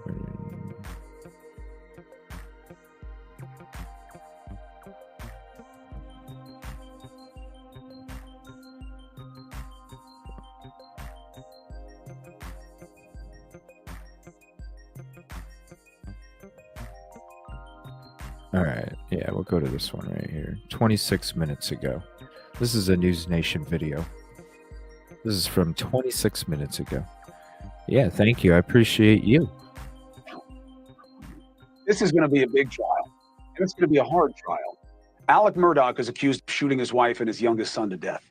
Scene was grisly. Doesn't make a lot of sense. There's tons of speculation surrounding him on other matters as well. But it's all about this one matter and these 12 people in the alternates. Jury selection today.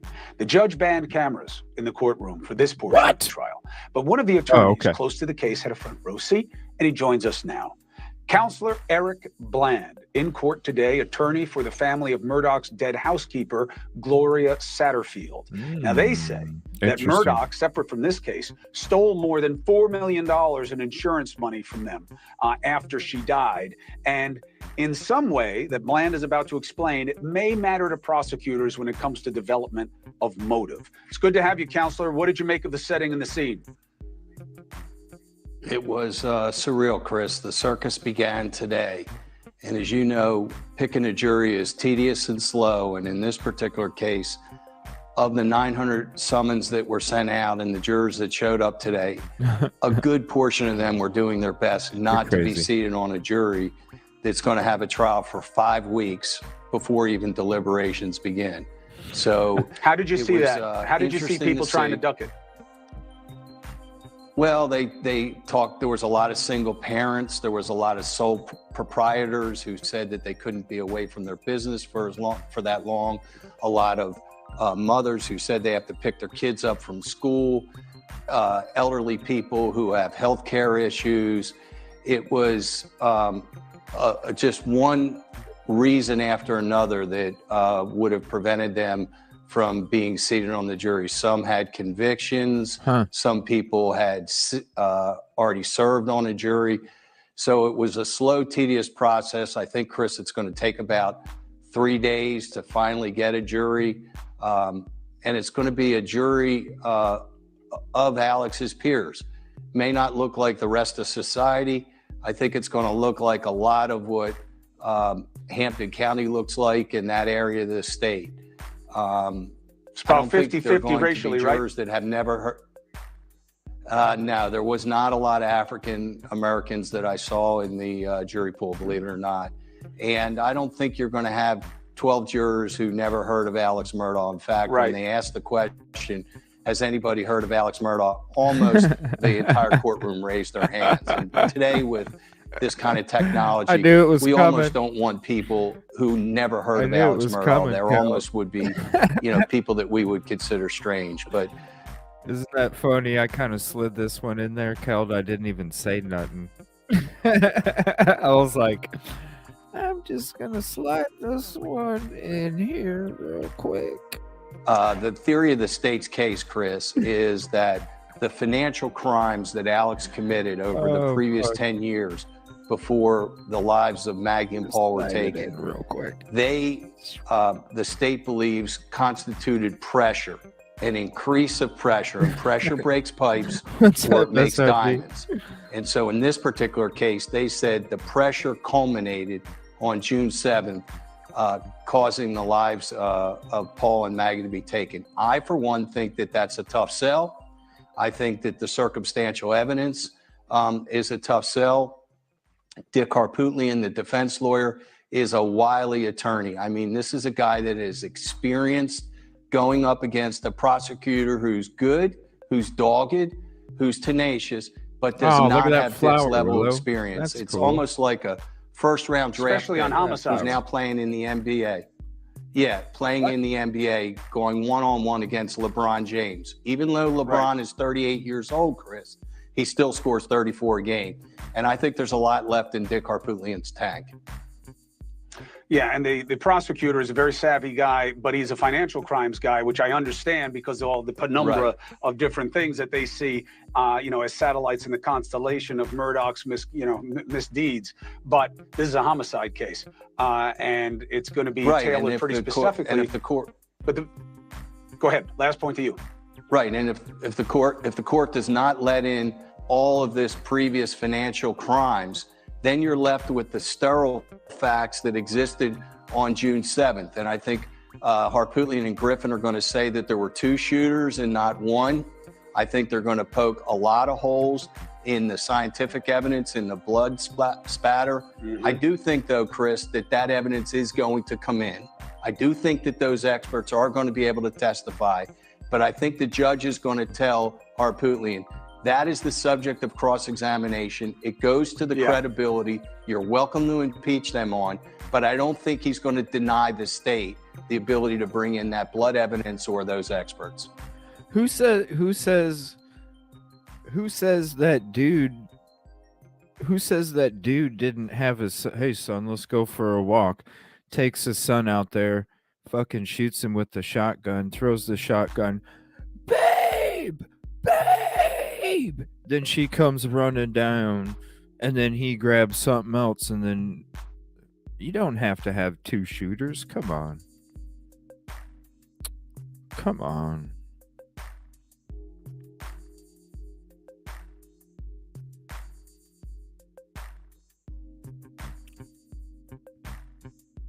Yeah, that's true too. What's up, Justice? How you doing tonight?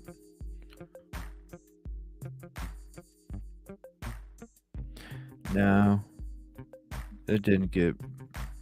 They didn't go with the restrictive circle.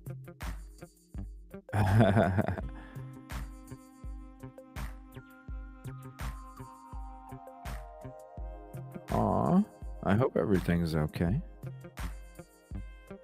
Nope. Nope. Yeah, the jurors will be, though. What? It was 2 counties, right, Justice? What counties were they? I think there was like 2 counties. Something like that. All right. So that's an update from today. That's going to be interesting if they don't allow the financial stuff into the trial, because then, like that lawyer was saying, they're basically left with the same stuff that they've had since June. And he's probably, he could probably get off. I mean, hell, you go back to Brian Enton's Twitter, and it says right here,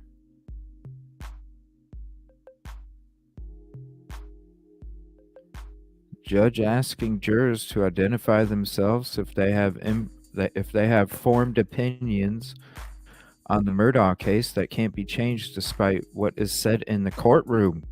Several jurors excused. Like, that's basically saying, okay, I'm not going to change my mind even if it comes out that this dude really did shit that he needs to be convicted for. I'm still not going to change my mind, so I stand up and leave. Several. This is going to be an interesting trial. It sucks that they're not going to allow cameras in there right now, but at least it's for right now. Maybe they'll change their mind in the future. Hoping. Yes. Okay, St. Joseph. Yes. A while back, that broke it down, and the wife was shot when the son wasn't home. See what I'm saying? You don't need 2. You don't need 2. I mean, yeah, you can definitely, but come on, prosecutor. Oh, I'm sorry about that.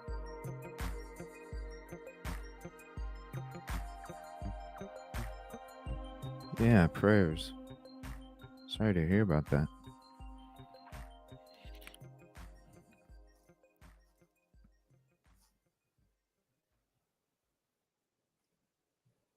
All right, we're going to go ahead and get started. Yeah, sorry to hear about that, seriously.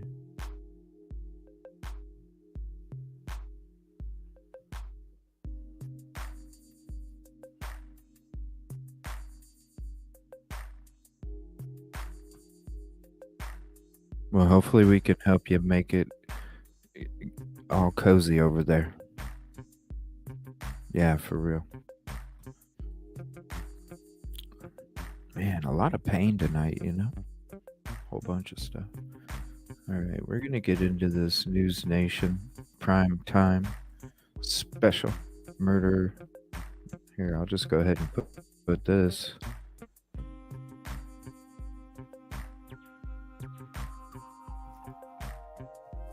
In the chat. Yeah, you never know. Oh, yeah. I mean, yeah, that's what I'm saying. You don't need 2 shooters. He probably, he's a lawyer. He probably is like, yeah, if I use 2 guns, I can, there's 2 shooters. Thank you, Kip Kitty.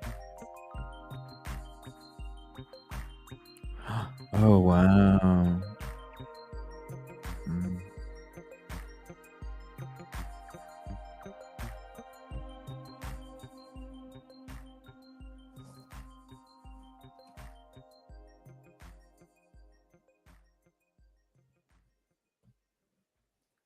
Yeah, prayers.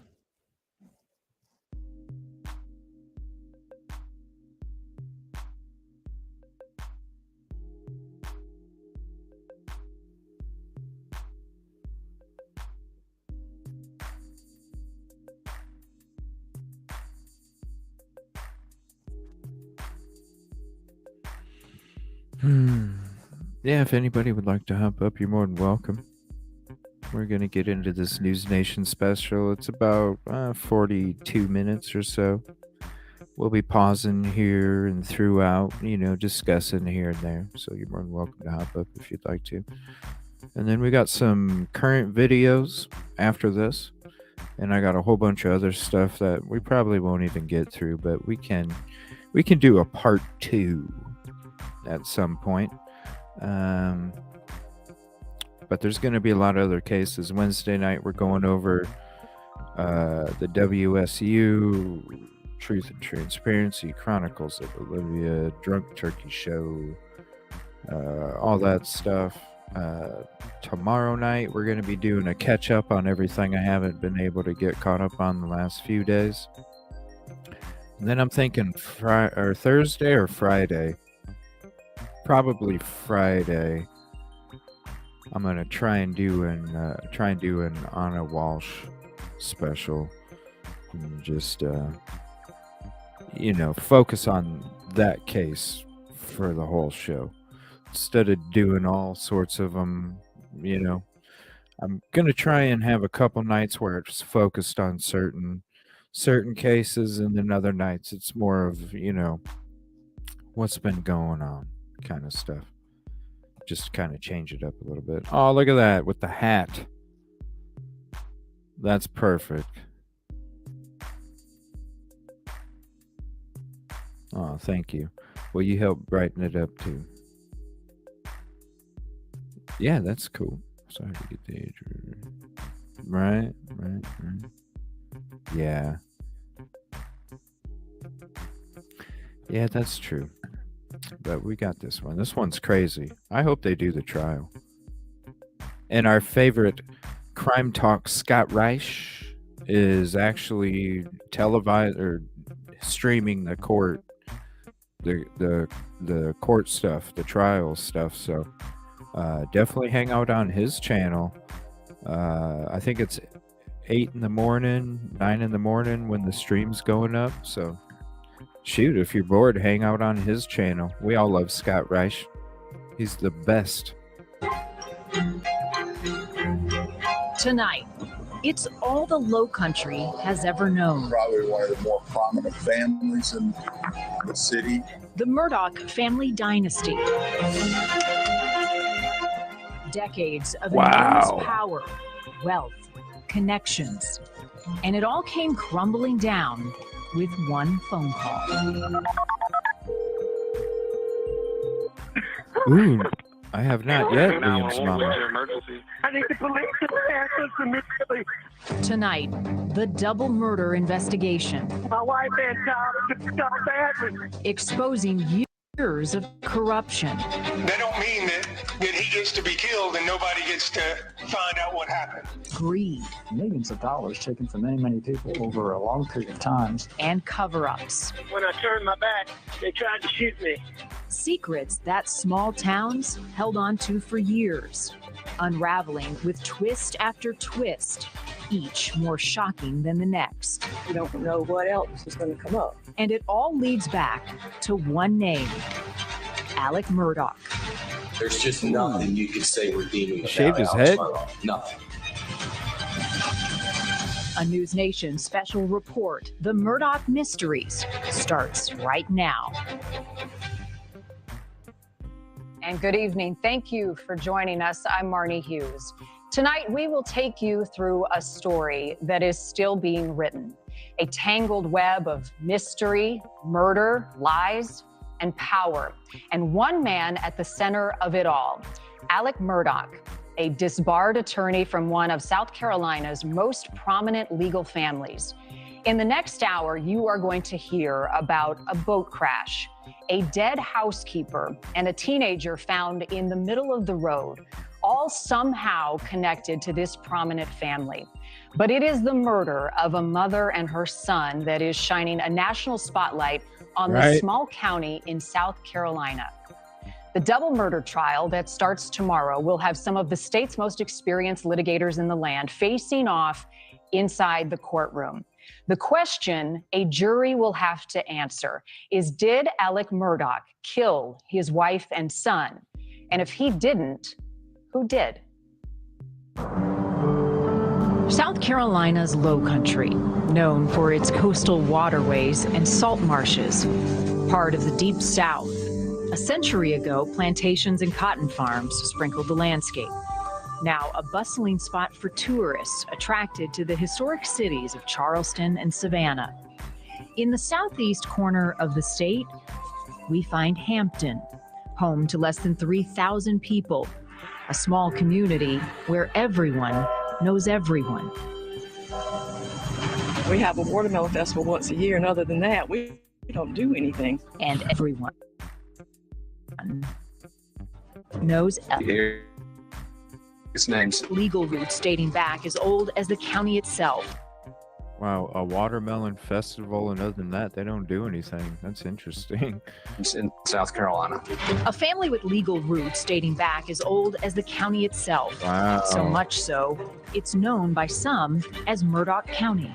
Randolph Wow. Murdoch Sr. became solicitor, a role similar to a district attorney. He was succeeded by his son, Randolph Buster Murdoch Jr., in 1940, and then his grandson, Randolph Murdoch III. What is the reputation of this family, this dynasty? Ruthless, obviously not afraid to use the power that they'd amassed. And then there's Alec.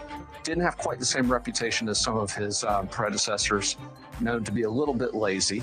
The patriarch of a picture-perfect family, until...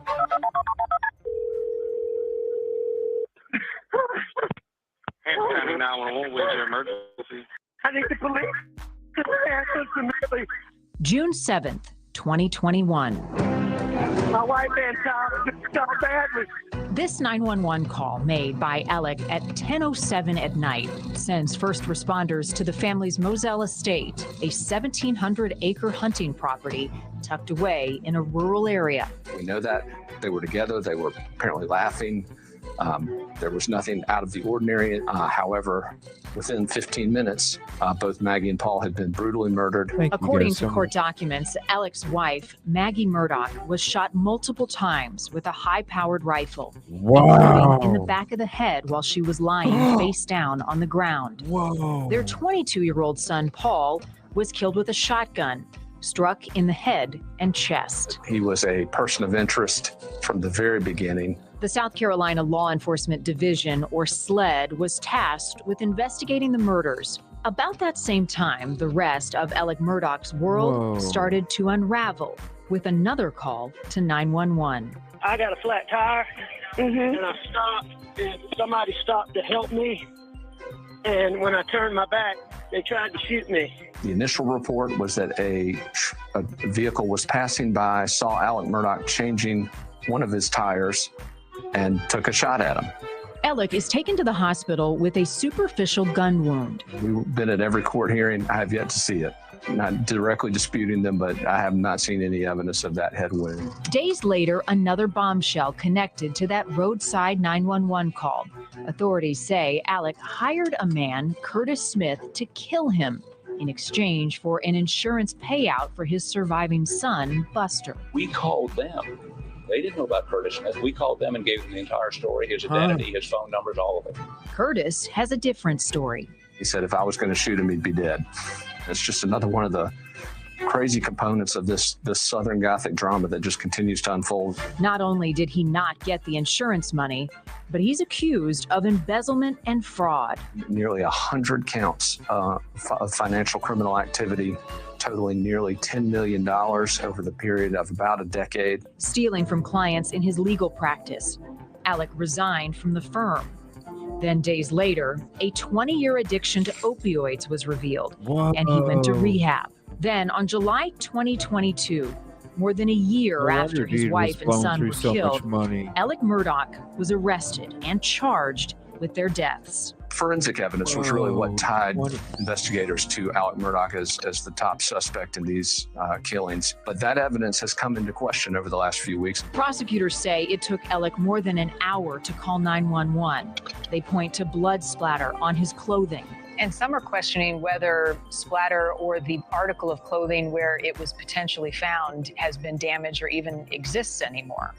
Again, OJ had the glove that didn't fit. Down here in South Carolina, we've got the white shirt that you can't test anymore to see if it's got that evidence on it. And they claim to have video of him at the crime scene and motive. Its theory of motive is that Murdaugh committed these 2 murders to try to buy time for his financial downfall. Alec has pleaded not guilty. His defense attorneys say there is no DNA.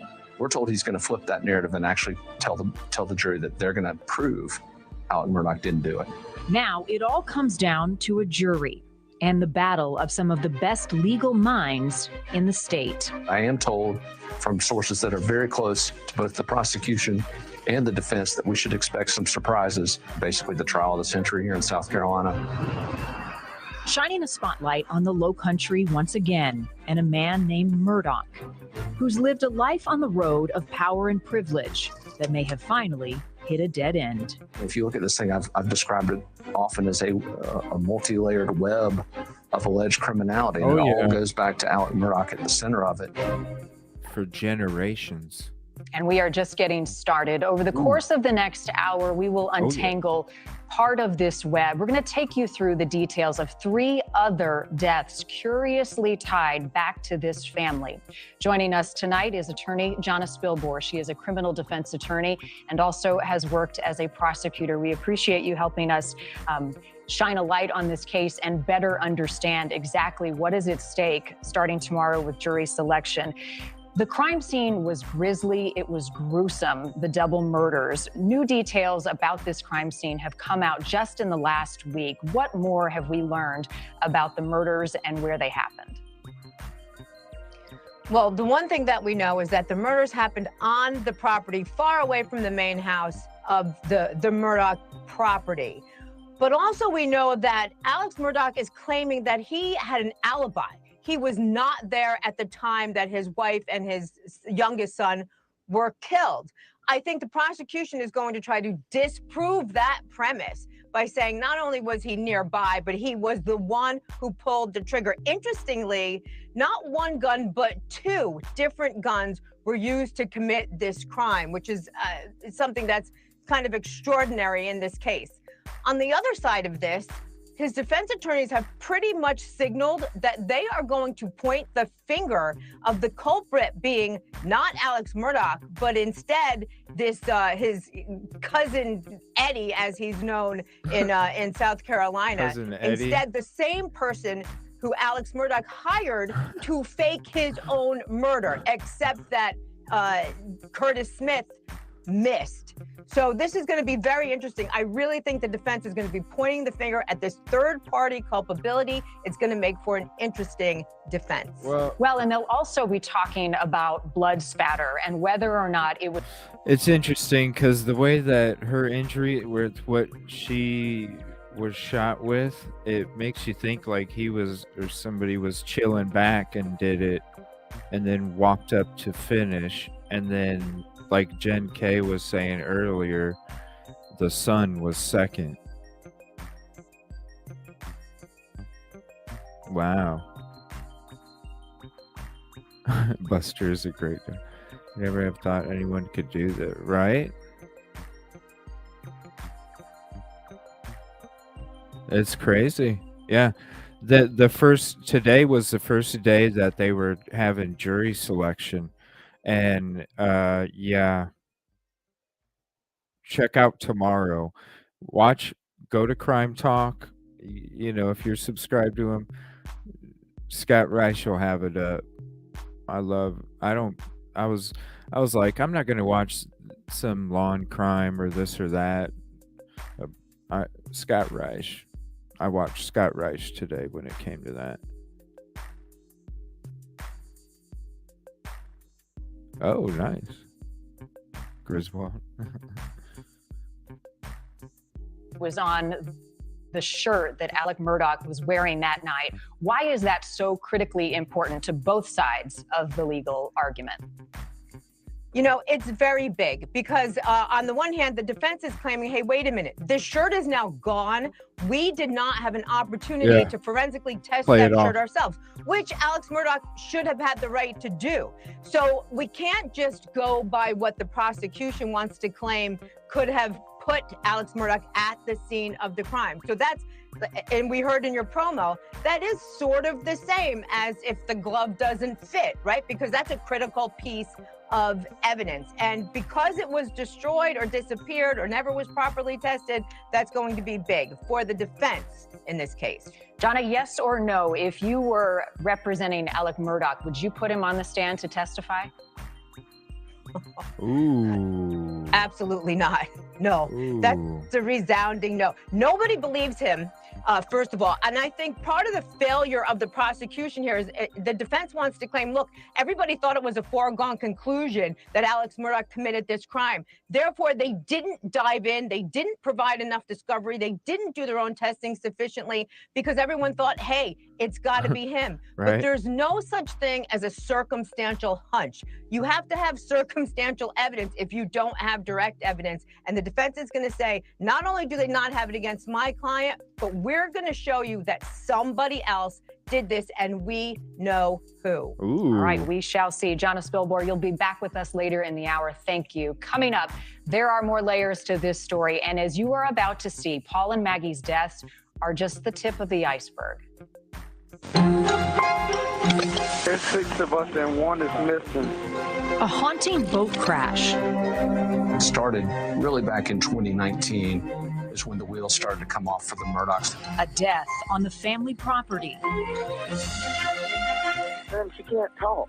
She's cracked her head and there's blood on the concrete. A teenager found in the middle of the road. That story has not added up from the very beginning. 3 deaths in 4 years. And the common denominator?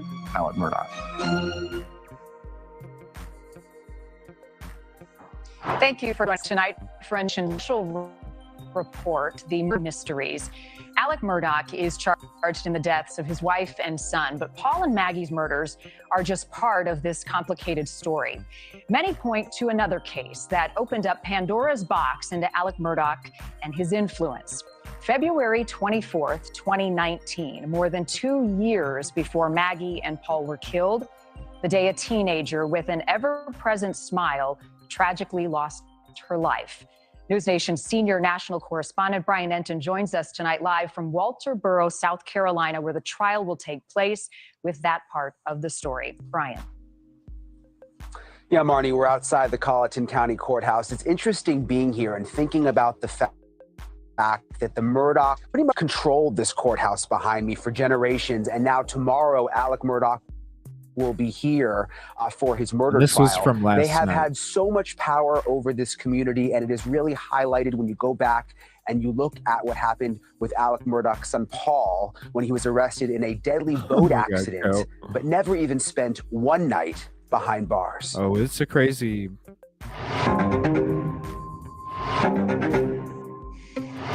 Hell, if you skip to the very beginning of the show, SRB, the first little 8-minute little documentary, it kind of goes through everything that's involved with his family, everything, him specifically, whether it's his son, him.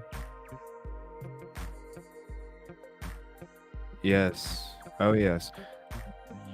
Seriously, just go to the beginning of this stream or whatever, and that first episode that we watch is like an intro for everybody. It was 8 minutes or something like that. Oh my gosh, it's crazy. It goes through it all. I wanted to get everybody a little background to it before we got into the Twitter spaces in this News Nation special. Oh yeah, for real. It's what? I'll you know what? I'll put the link to the video in the chat. I'll find it here while this is playing. There's 6 of us. Yeah, this actually talks about the boat crash. Yes. We'll skip back a little bit. Is when the wheels started to come off for the Murdaughs. I'll find that Death video. on the family property. And she can't talk. She's cracked her head and there's blood on the concrete. A teenager found in the middle of the road. That story has not added up from the very beginning. 3 deaths in 4 years. And the common denominator? Alec Murdaugh. Thank you for joining us tonight for a News Nation special report, The Murdaugh Mysteries. Alec Murdaugh is charged in the deaths of his wife and son, but Paul and Maggie's murders are just part of this complicated story. Many point to another case that opened up Pandora's box into Alec Murdaugh and his influence.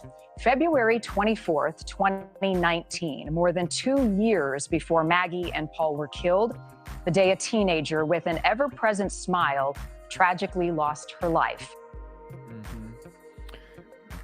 I'm going to switch real quick and then I'll go right back to it. This is the video I'm going to put up in chat. I don't want you guys to get confused what link I'm putting up. This is the video that we watched in the beginning of the show. And so I'll put this link up in chat while we're watching this video.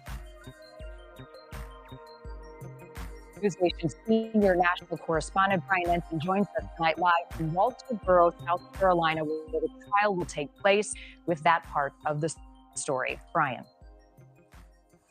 Yeah, Marnie, we're out at Colleton County House. It's interesting being here, thinking about the fact that the Murdaughs pretty much controlled this courthouse behind me for generations. And now tomorrow, Alec Murdaugh will be here for his murder trial. They have had so much power over this community, and it is really highlighted when you go back and you look at what happened with Alec Murdaugh's son, Paul, when he was arrested in a deadly boat accident, but never even spent one night behind bars.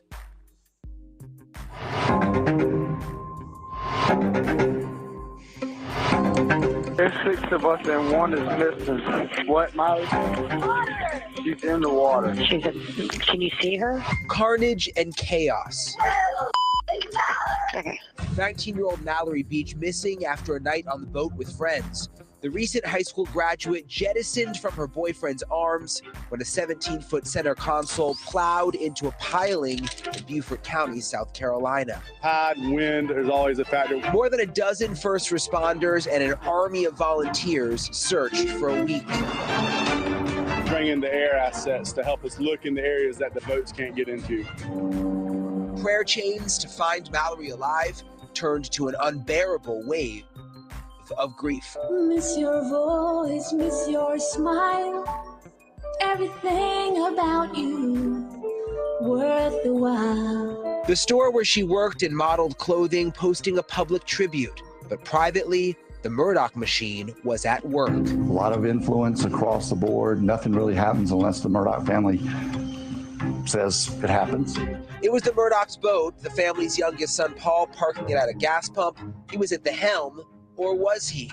Friend Connor Cook on board as well that night, and his attorney says it was not long before Alec Murdaugh was telling all 5 survivors to stay quiet on who was captain. What was clear immediately, though, alcohol was in copious use by the underage boaters. The police report saying all were grossly intoxicated, yet no one's blood alcohol levels were checked at the scene. Same thing if everybody's standing around a car.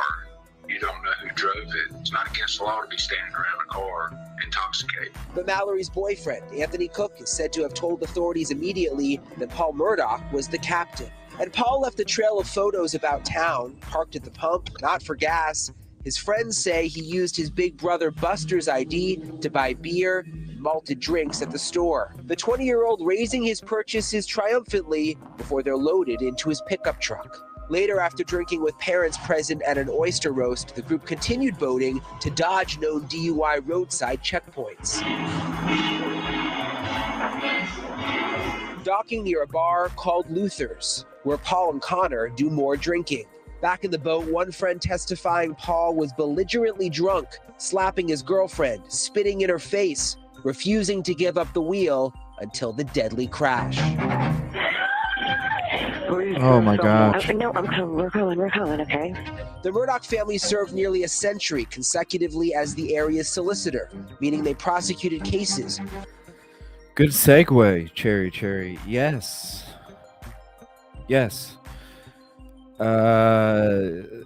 That's what I'm feeling. That's what one of the video had mentioned a little bit ago, was that maybe the mother was, because with the families of this boating accident bringing up this civil lawsuit, it was going to have to make him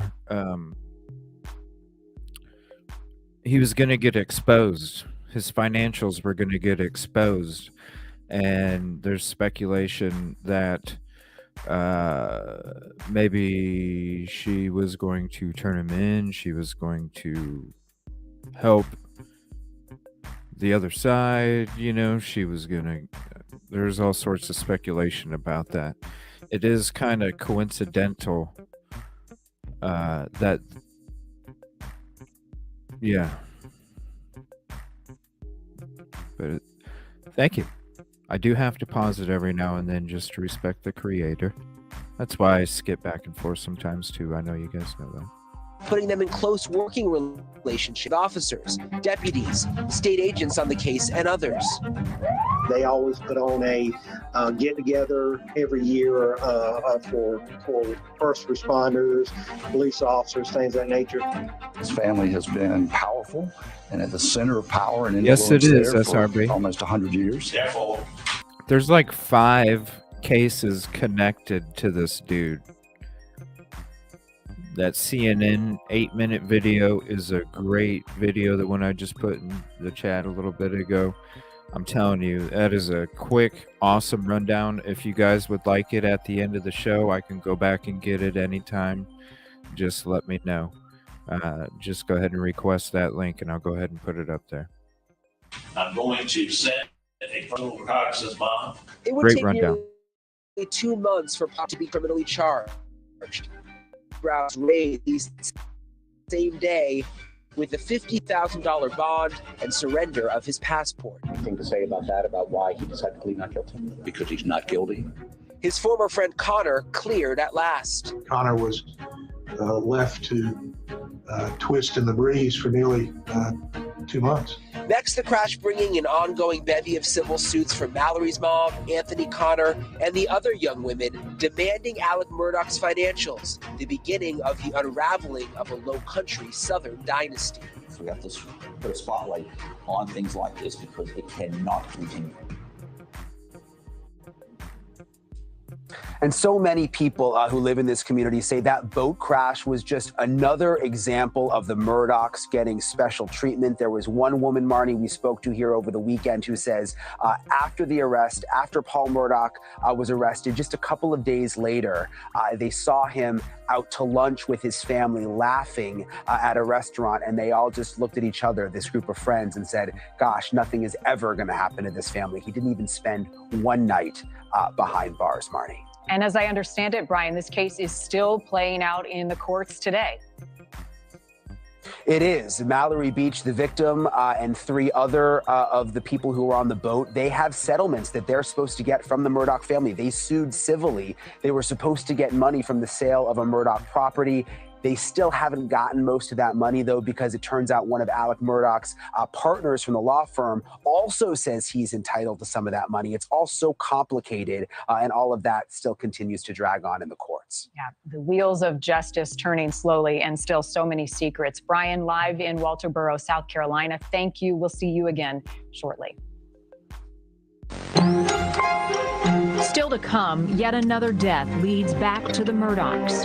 A bombshell from a retired investigator. Personally, I think there was some type of pressure. Plus, years of scheming and a money trail that's gone dark. Where did the money go? I think that's one of the biggest mysteries about this story. It went to them opiates. You are Shit, watching what a do you News mean? Nation special report, The Murdaugh Mysteries. Disbarred South Carolina the attorney cartels. Alec Murdaugh is facing life in prison, charged in the deaths of his wife and son. But there is yet another death tied to this family that prosecutors may use as a motive for the murders of Maggie and Paul. It has to do with the Murdaugh family housekeeper, a woman named Gloria Satterfield. News Nation's Brian Enton back with us again tonight. Brian. Nice. This is going to cover them all. Yeah, Marnie, the extensively. housekeeper death, it is just another bizarre element to all of this. So many people here said it didn't make sense that she just randomly died falling down the stairs at the Murdaugh property. But it's what Alec Murdaugh did after the death that began to expose his money-making schemes. Man, she can't talk. Okay, do you know he's cracked her head and there's blood on the concrete and she's bleeding out of her left ear? According to the Murdaugh family, Gloria Satterfield came by to get her check at the hunting lodge back in 2018. A family dog jumped on her at the top of a flight of stairs, causing her to fall. I believe she's maybe hit her head and maybe has a concussion or something. Okay. Do you know what her name is? Gloria Satterfield. The 57-year-old later died at the hospital, and the Satterfield family says Alec Murdaugh approached the family after the funeral, suggesting her sons Tony and Brian sue him for insurance money. Satterfield's family thought he was looking out for them, helping them after Gloria worked for the family for more than 20 years. For her, it was a badge of honor. She considered herself to be part of their family, and she was proud of what she did. She never spoke about her time in the house with her family. She wouldn't reveal those secrets. The family was to get more than $4 million from her fall, but her boys, Tony and Brian, never saw a cent. What we now know is Murdaugh stole the settlement money. We got a confession of judgment from Alex Murdaugh for the entire... And that's what Kid Kitty just put up there, right there. $4 million settlement. $4 trillion. And that confession of judgment has been a very valuable tool. And if I'm not mistaken, correct me if I'm wrong, but I think it happened at his property too, right? Her death at his property? House with her family. She wouldn't reveal those secrets. The family was to get more than $4 million from her fall, but her boys, Tony and Brian, never saw a cent. What we now know is Murdaugh stole the settlement money. We got a confession of judgment from Alex Murdaugh for the entire $4.3 million. And that confession of judgment has been a very valuable tool for a lot of different people for a lot of different reasons. Once we got that confession of judgment, Alex was disbarred the next day. And that is when Alec Murdaugh's web of lies started to unravel. At the heart of it all, money. Prosecutors say his money scheme started as early as October 2015. It's believed Murdaugh's MO was to defraud victims out of their settlement money. So far, prosecutors say he took $8.5 million, and that number could keep growing. It remains unclear what Murdaugh was using the money for. His lawyers have suggested opioids. We're really not going to know where that money went to. Yeah, we do know that that's what I was saying. The charges a couple weeks ago for income tax evasion, Alex made a lot of money from 2010 to 2019. Some years, $2.5 million. But time and time again, he diverted money intended for victims, laundering it ultimately for his own use. One of the alleged victims, a state police officer, injured on the job. Murdaugh. Where that money went to. Hold on we do know that based on the charges a couple weeks ago for income tax evasion, Alex made a lot of money from 2010 to 2019. Some years, $2.5 million. But time and time again, he diverted money intended for victims, laundering it ultimately. Whoa. Not. Holy crap. Somebody got a calculator? Jeez. And all but. Oh, wow. That is crazy. Thank you, Kid Kitty, for that information. Wow.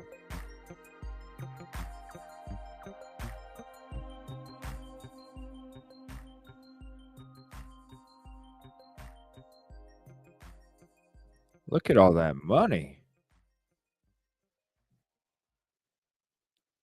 Look at all that damn money. 1 in 6. Man, that's a lot of money. Even if it's only 70 grand.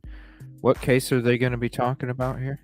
Or his lawyers have suggested opioids. We're really not going to know where that money went to.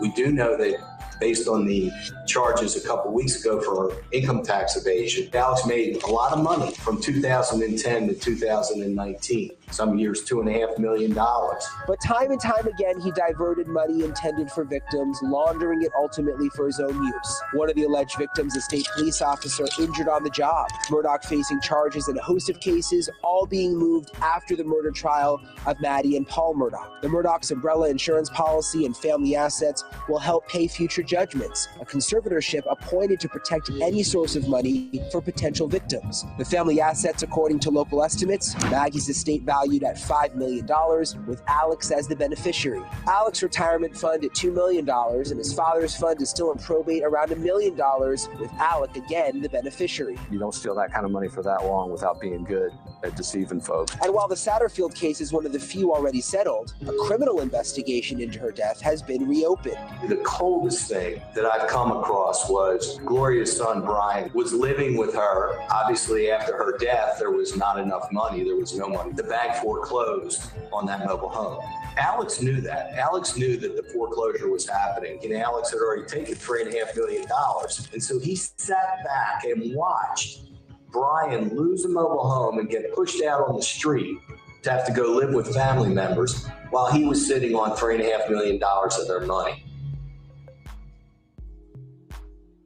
And what's so sad is that Gloria, Marnie, was not just the Murdochs' housekeeper. You heard it in the piece. She worked for them for 20 years. She was the nanny for the Murdoch boys, basically living in their home. Her family says it was just the ultimate betrayal, the way all of this turned out. Marnie? She was part of that family, and by extension, so were her two boys who did not get part of that insurance settlement. Brian Enton live in Walterboro, South Carolina, where the trial will take place tomorrow. Brian, thank you. Again, this is from last night. Just when you think this case can't get more complex, it takes another turn. A teenager dead on a dark rural road. It definitely was not a hit and run. The case still unsolved. Why seasoned investigators say they were silenced.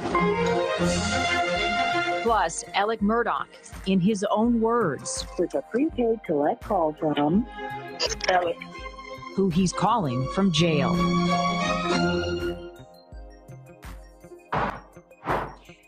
Disbarred attorney Alec Murdoch faces 2 counts of murder in the deaths of his wife and son. But there is yet another case tied back to this family that has gone unsolved for years. And it wasn't until Paul and Maggie's murders that investigators gave this case a closer look. News Nation correspondent Rich McHugh is joining us live tonight from South Carolina with the story of 19-year-old Stephen Smith, whose body was found in the middle of a rural road back in 2015. Rich, good evening. Good evening, Marnie. This is one of those unsolved cases that just baffles people around here. Few people actually believe that Stephen Smith was the victim of a hit and run, but the case went largely ignored for years until these other Murdoch cases came to light. And one detail that seems to bug people the most is that of the people who showed up at the scene where Stephen Smith died, several of the Murdochs, and few people understand why. Right.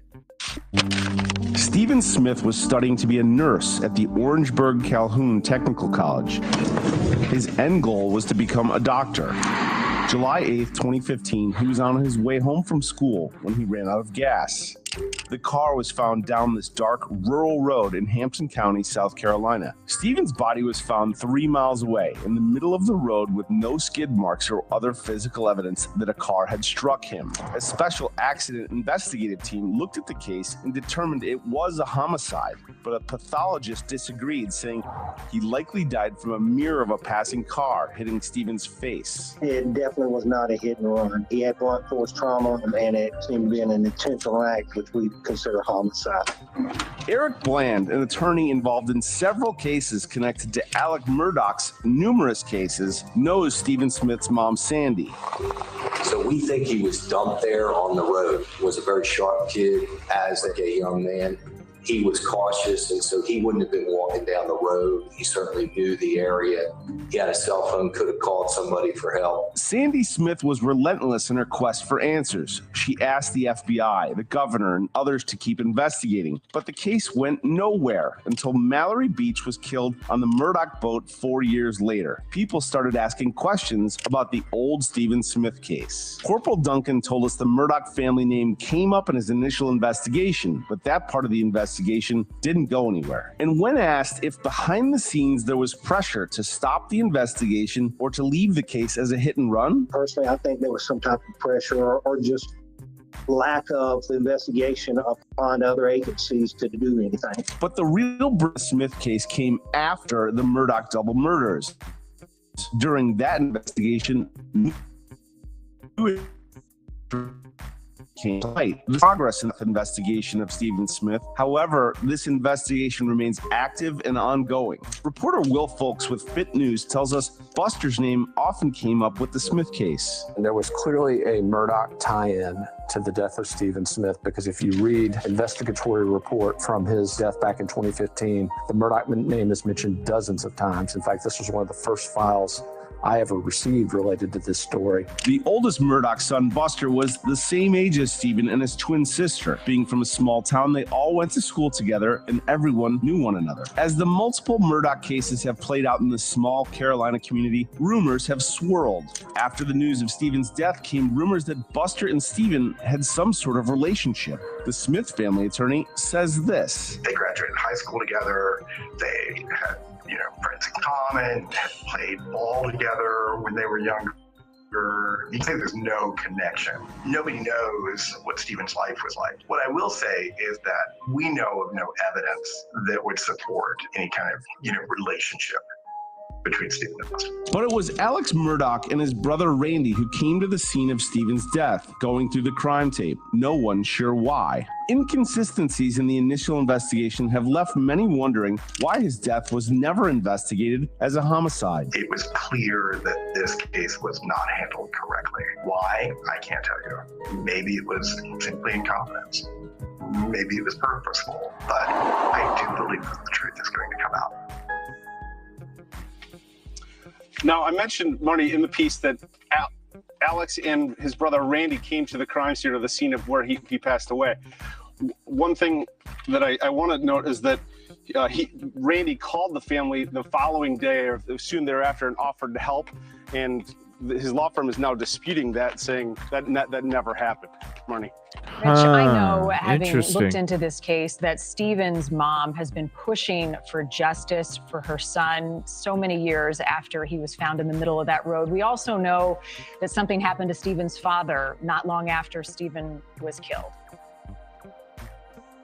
That's right, Marnie. He passed away about 3 months after his son's death. His wife says that he basically died. She feels he died of a broken heart. She says basically she's been offered, book deals. She's been offered a Netflix deal. She is basically just seeking justice for her son, Stephen, at this point. Yeah, and answers. Thoughts with that family tonight, having to go through this time and time again. Rich McHugh in South Carolina tonight. Rich, thank you for that. Joining me now is Andrew Davis. He's a reporter with our News Nation station in Savannah. Andrew has been on the Murdaugh case since the very beginning and all of the tragic twists and turns that we have been telling you about tonight. Andrew, thank you for being with us. Alec Murdaugh made that 911 call after his wife, Maggie, and son, Paul, were found dead. It wasn't until 13 months later, though, that he was arrested. Why that much time? Well, that seems to be the question that a lot of people have right now. SLED has said it's because they were trying to do their due diligence to make sure they had the right person. But from the beginning, they never claimed at any point that there was a suspect out there. There was never a warning to the public about there being a shooter. You had 2 people dead, yet at some point the town of Hampton wasn't put on warning to say there could be a killer out there. There's no one. So they seemed to know who it was almost from the beginning. So then they continued on. They waited. Alec actually put out a reward money for the suspect in this case. Meanwhile, SLED was completely tight-lipped on everything that they were doing and waited until 13 months later. And only now are we starting to get some of the details on exactly what they may have that could connect Alec back to these killings. Yeah, we'll hear about some of those details and evidence in court this week. The other cases that we have brought to light tonight that you know so well, the boat accident involving Paul, the housekeeper's death and the financial fraud and the embezzlement, Stephen Smith's death that Rich was just reporting on. What of these cases is most significant to the murder trial now? I think you have to look at the boat crash being the most significant because it was a key factor in some of the financial information coming out within a week after when these killings happened, about a week later, there was supposed to be a full financial accounting coming from the civil case connected to Mallory Beach's death in that boat crash. So Alec would have had to reveal those financial documents, which would have shown a lot of these crimes that he apparently committed on the financial side of things. Also, there's the question of how much shame did Paul bring to this family, which a lot of people have wondered by. And also, was there just a rift somewhere connected to the boat crash itself, the money that seems to be missing, and whether Maggie knew about it? She called for forensic accounting from the law firm just a few days before this. So it all stemmed from the boat crash, and really it all comes tumbling down the moment that that boat hit that island. Andrew, Alec Murdaugh's surviving son, Buster, what do we know about him? Has he ever spoken publicly about the case and what is happening right now to his dad and to his family? He's not. He's really been kept to himself so much. We believe he's working with the family right now. He does live in Hilton Head, South Carolina, so he's not living in Hampton instead. He's supposed to get about $500,000 in this civil settlement that could happen between Maggie Murdaugh's estate and the Beach family itself. So far, though, he's very much kept to that. We've heard him only on those recordings with his father, talking to his father. He seemed upset that maybe some of the media had been following him around, that he had become a key point in all this. But overall, he has not spoken publicly. We don't know if he's actually going to show up at court to see some of these things. We don't necessarily expect him to, because I would have to think it'd be incredibly hard to hear what happened to your brother and your mother, no matter who would be responsible, and especially if it was your father. I don't think you could handle that and stay in court and listen to it. Yeah, and especially because of the gruesome details of the murders that night. Andrew Davis from our News Nation station in Savannah, you'll be inside the courtroom and covering this trial extensively. We are thankful to partner with you. We appreciate you being with us tonight. Can Alec Murdaugh's attorney convince a jury there is reasonable doubt? That is still ahead, and that's not all. Up next. You get to gamble any? Yeah. Alec's life behind bars, ahead of the Low Country's trial of the century. You have some of the most gifted attorneys in the state. Can his experienced defense team convince a jury they've got the wrong guy? Prominent South Carolina attorney Alec Murdaugh is charged with 2 counts of murder in the 2021 deaths of his wife and son. And if convicted, he faces life in prison. We want to share with you now some phone calls Alec has made from behind bars as he awaits his fate. These are conversations with his family, including his only surviving son, Buster. This is an MTEL operator calling from Alvin S. Glenn Detention Center with a prepaid collect call from Alec. I mean, you know, every one of these phone calls is recorded, and you know that they're listening to them. I've been doing a lot of thinking just about taking all these pills and how that all started. And I mean, there's no doubt when I started taking them that I'll wait till I get out and tell you all this. There's things I remember now that, this just goes back 20 years. No, this goes back 23 years. Did you get to gamble any? Yeah. So I did go gambling, and then the next day there was an article created about how I'm misusing funds. By gambling? Yeah, someone took a picture of me and John Marvin in the casino. You're kidding me. What a are you kidding me? You doing okay? Yeah, I mean, I'm doing good as you can. I mean, dealing with it, Yeah, I understand. Drive you crazy, but I mean, I wish I had a recording to play you some of the noises you hear at night. Who do we play? Texas A&M. That's what I thought. I'll probably call you to see the score. Okay. All right, I love you. All right, love you too. It was Alec there talking to his son, Buster, and much of their conversation seemed very normal between a dad and a son, but he is facing life in prison if convicted. Back with us now, Life in attorney prison, huh? Jonna Spilbor, as we lay out all of the complexities of this case, in addition to the murders of Maggie and Paul. You've got the boat accident, you've got the financial fraud connected to the housekeeper's death, and you've got the tragic death of Stephen Smith that has still remained unsolved. The judge in this case will have to decide what, if anything, is admissible. What will he be taking into consideration tomorrow and in the days to come? My best guess is that so much of that ancillary stuff, so much of the cases that don't directly involve the two murder charges at issue in this trial will likely not come in. And I think if I'm reading the tea leaves correctly, the Murdaugh defense camp has basically said they are going to mount not only a technical defense, meaning you can expect a lot of objections, but also that they're going to mount the third-party culpability defense. So the things that make us in our guts believe that Alex Murdaugh is guilty of these murders is likely not to come in at all, because it's going to be propensity evidence, things that are just not allowed under the rules of evidence. They are going to be very narrow. The prosecution is going to be in a very narrow lane to have to simply prove the elements of these two murders and the weapons charges. And if the defense attorneys are true to their word, they're going to keep them in a very, very tight lane.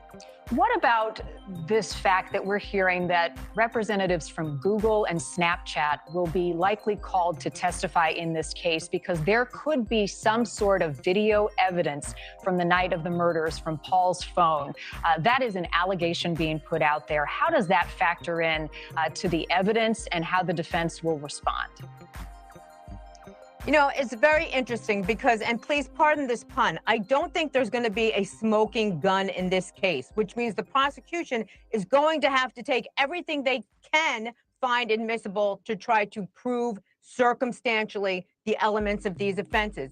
The prosecution has said, yes, there's some cell phone video out there that puts the defendant at the scene of the crime, but the veracity of that the reliability of that is definitely going to be tested, because when it comes to that kind of evidence, the cell phone evidence, whether it's a ping, whether it's a video, those types of things can be manipulated. Those types of things, if not preserved and tested on either side, are subject to a battle of the experts, so to speak. So if the judge allows that in, you can bet the defense will also be allowed to call experts to testify that, you know, the timing or the veracity of that type of evidence is just not enough to convict him beyond a reasonable doubt. Real quickly, Jonna, it is going to be challenging to seat a jury in this case because it's such a small community. Everyone knows this family and everyone knows the story. What is the likelihood of a hung jury with fear as an element in the jury pool? That's such a great question. You know, I think at this point, maybe since the Murdaugh family has so fallen from grace, perhaps a jury won't be too fearful. It's not like, you know, you have a mob defendant, right? That they might be fearful of a repercussion after the verdict. But I do think that the prosecution really has a tough road to hoe, despite all of the things we know on the outskirts, because that information, that evidence will likely not see the light of day. So when you have the defense camp saying it was this guy and not my guy, there's an excellent chance for a hung jury here, if not a flat out acquittal. We'll see. Attorney Jonna Spilbor, thank you for your time tonight. And as we have laid out for you over the last hour, this tragic story is still being told. What we know is Paul and Maggie Murdaugh were brutally murdered. A jury of Alex peers will now decide his fate. They will be considering the evidence in this case, and they will follow the facts. And they will have to ask themselves the question only Alec knows: did he kill his wife and son, or is he innocent? News Nation will be covering the trial, starting with jury selection tomorrow from the courthouse. From all of us here at News Nation, thank you for watching tonight. Thank you for watching. Go to newsnationnow.com to find. What a great special. That was awesome. So now I wanted to show you a video. This talks about, it's a 3-minute clip breaking down the evidence. And then there's a couple other videos that I saved as well. Bullet trajectories and things like that that I kind of want to introduce in this show tonight. So this is the next video. This is breaking down the evidence. Matt, what do we know about the evidence in the murder of the It was interesting now what we found out this week when a motion was released that we got to see the report of a doctor that was at the crime scene. For the first time, we've seen how the bodies were placed, where the shots were, how many shots were fired. And that is, we've heard rumors, but it's big to find out now exactly what the situation was during the murders, according to this one doctor that was there to work for, I believe, the Orangeburg Sheriff's Department. 5 shots to Maggie, 2 shots to Buster, and Buster, there was a shotgun used on Buster with birdshot and buckshot, which is unusual. And the 5 shots to Maggie was with a rifle, an AR, probably an AR-15, they're saying. So that is interesting now that we have that to add to a real concrete description of the scene. Interesting. So, Matt, you know this trial is about those murderers, but the web of crimes allegedly connected to the Murdaughs is far more than just that. Can you explain a little bit? We're going to go through some of that. It's hard to explain because there's so many tentacles, but 2015, a young man, Stephen Smith, was found dead in the road near his home, which is very near where the Murdaughs live at the Moselle property. So these are all the Murdaugh-related deaths. Maggie and Paul, Mallory, Gloria, and Stephen. Man.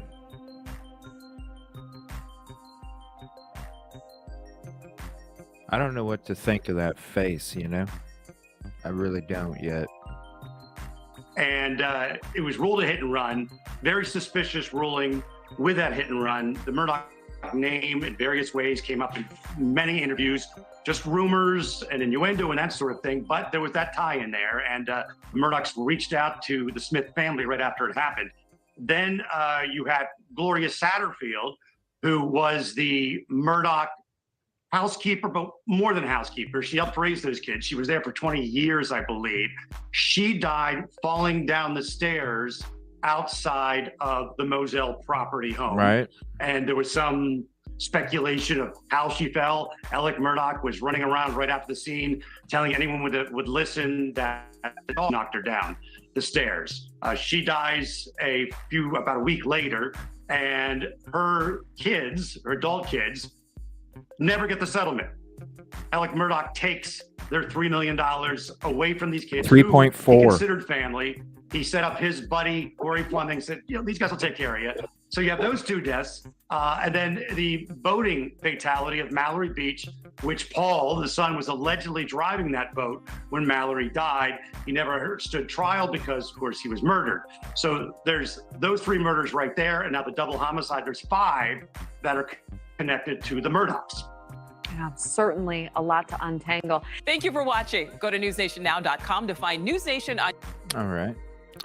Now, this is the next video I'm going to be showing you. This is the bullet trajectories, and this is from Banfield. This is going to be interesting. Maggie was shot, 5 times and was found face down on a cement path. There were some things, though, that were really curious. Shot through the abdomen, and somehow it made it all the way up to her brain. And then also shot in the left wrist, left thigh, back of the scalp, and then the upper abdomen. She was 30 yards away from Paul. Wow, look at all those trajectories.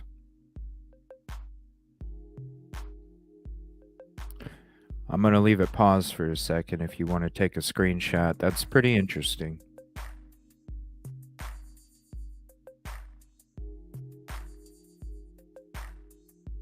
That's pretty pretty interesting. She was shot with a Through the wrist, the leg, the chest, 2 times in the head. rifle. And Paul, he was shot with a shotgun, also found face down. He was shot in the shoulder and the head. And he was also shot in the chest. And 2 different types of ammunition were used. That's just so confusing. Look at those 2 directions. One shot goes up, and the other one shot goes up another way. I want to bring in Joseph Scott Morgan. He's a certified death investigator. He's also a distinguished scholar of applied forensics at Jacksonville State University. I couldn't make any sense of the trajectories of those bullets, but I know you can, so help me out. Yeah, it's rather layered and complicated. Let's talk about Paul first, if you don't mind, Ash. He's got 2 gunshot wounds, which are actually shotgun wounds. And as you mentioned, this is very curious. The writer of this report, who, by the way, is not a physician, this is not the autopsy report, please understand that. The injuries that he sustained are, in fact, as a result of the first wound, and this is not indicating sequence of wounds. It's just they're numbered this way. Okay. First one is from birdshot, all right, which is for small game.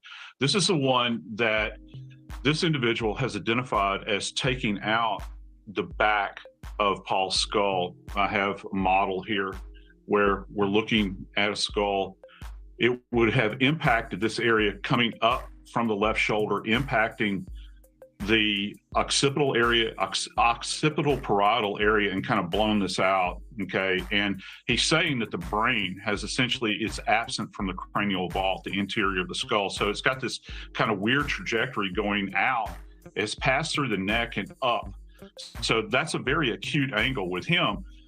And there's no soot, there's no stippling on that, which means that the debris from the firing would have been deposited on the wound. That's not there in the shot. However, when you go to his chest, the shooter's far away, right? For the stippling not to be there. It would have so what fallen about the away. chest? On the chest, that was with buckshot. There's 8 pellets, 32 caliber, essentially. And so there is stippling there, Ash. Oh. That means that this shot was up close. It was up close enough so that you have unburned gunpowder that's impacting onto this wound, Whoa. according to this individual. No way. Now we go to Maggie. Whoa. And we go to Maggie. In her perspective, there are multiple gunshot wounds, but this is the key. What's up, Detective And they're in One? these odd, weird, twisted kind of. Whoa. She's got one Very through her strange. wrist. Yeah, and then But one look through at her Joe. thigh. Look at how Yeah. the one on the right goes from her hip and it goes upward through her chest area, shoulder, and into her brain. But then the other one comes from the other direction across her wrist and across her abdomen and out. And then still another one goes through the wrist and possibly the thigh. And the 5th one down through the skull. Is this someone shooting her as she's falling? Because it was her with her shoulders and her head down and maybe holding herself up with her right arm. Yeah. Does that make sense with those it's directions? dynamic. Right. And by the way, folks did a great job with this image. However, we have to Wow. understand that's a two-dimensional image. We work in a 3D world. So it's very dynamic, yet twisting and turning. She's got a wound that passes through her wrist. Many times we would say, that's a reflexive injury like Whoa. that. Sure. But she's also got another one in her side. But there's a Here's the progression of link these to injuries. this video if you'd You like get it. up What to a video. one, and the one in the back of Wow. her head What a video. is actually, there's a deposition of soot there. You know what that's an indication of, Ash? That's an indication of being in a position of dominance, asymmetry to her, dominating over her. It's almost in the form of an execution style shot. So she is probably moving away from the shooter at this point in time. Whoa. And he's firing down range at her. She is moving away. She goes down to the ground. Again, she's twisting. She's aware that she's been shot. And then finally the coup de grace is he's on top of her and fires down into Wow. her head. Now, So- what position she was in, I have no idea at that time. It's so hard to Wow, fathom what a all of this. video. It just sounds like you're describing a movie, What and, a and you're video. not. And that's what's so tragic. I do want to ask you, though, about Wow. this confuses me, but both a shotgun and a rifle are used. A shotgun on Paul and a rifle on Maggie. And then on Yeah. Paul, like you said, buckshot and birdshot. Can one person really do all that? Well, it would seem that at least that's the appearance. To me, okay, there's an indication of deception here. You've got two separate types of ammo for the shotgun: birdshot and buckshot. Most people, you load it one or either one or other, not a mixture. And why two long arms, which are shoulder fired arms? Generally, with a rifle, shoulder fired, you have a sidearm, a pistol on your side, and you can transition.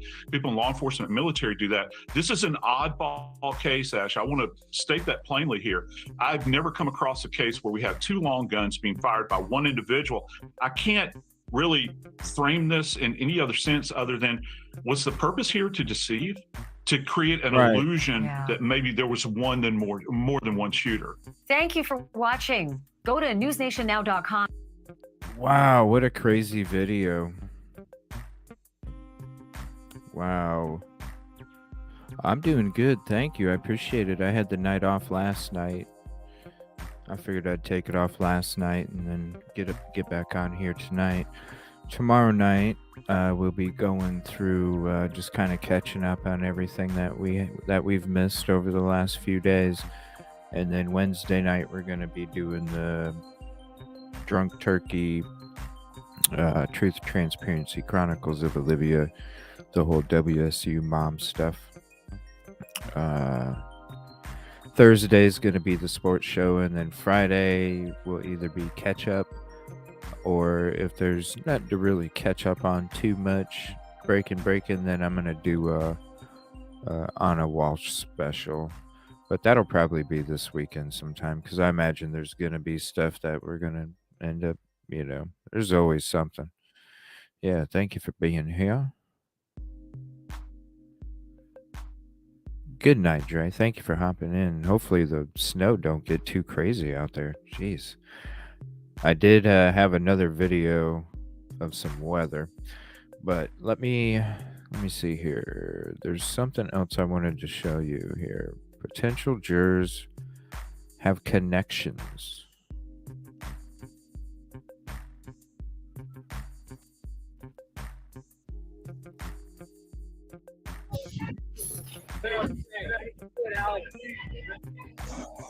A squad of armed officers walked accused killer Alex Murdaugh into court this morning. It is day one of the highly anticipated trial.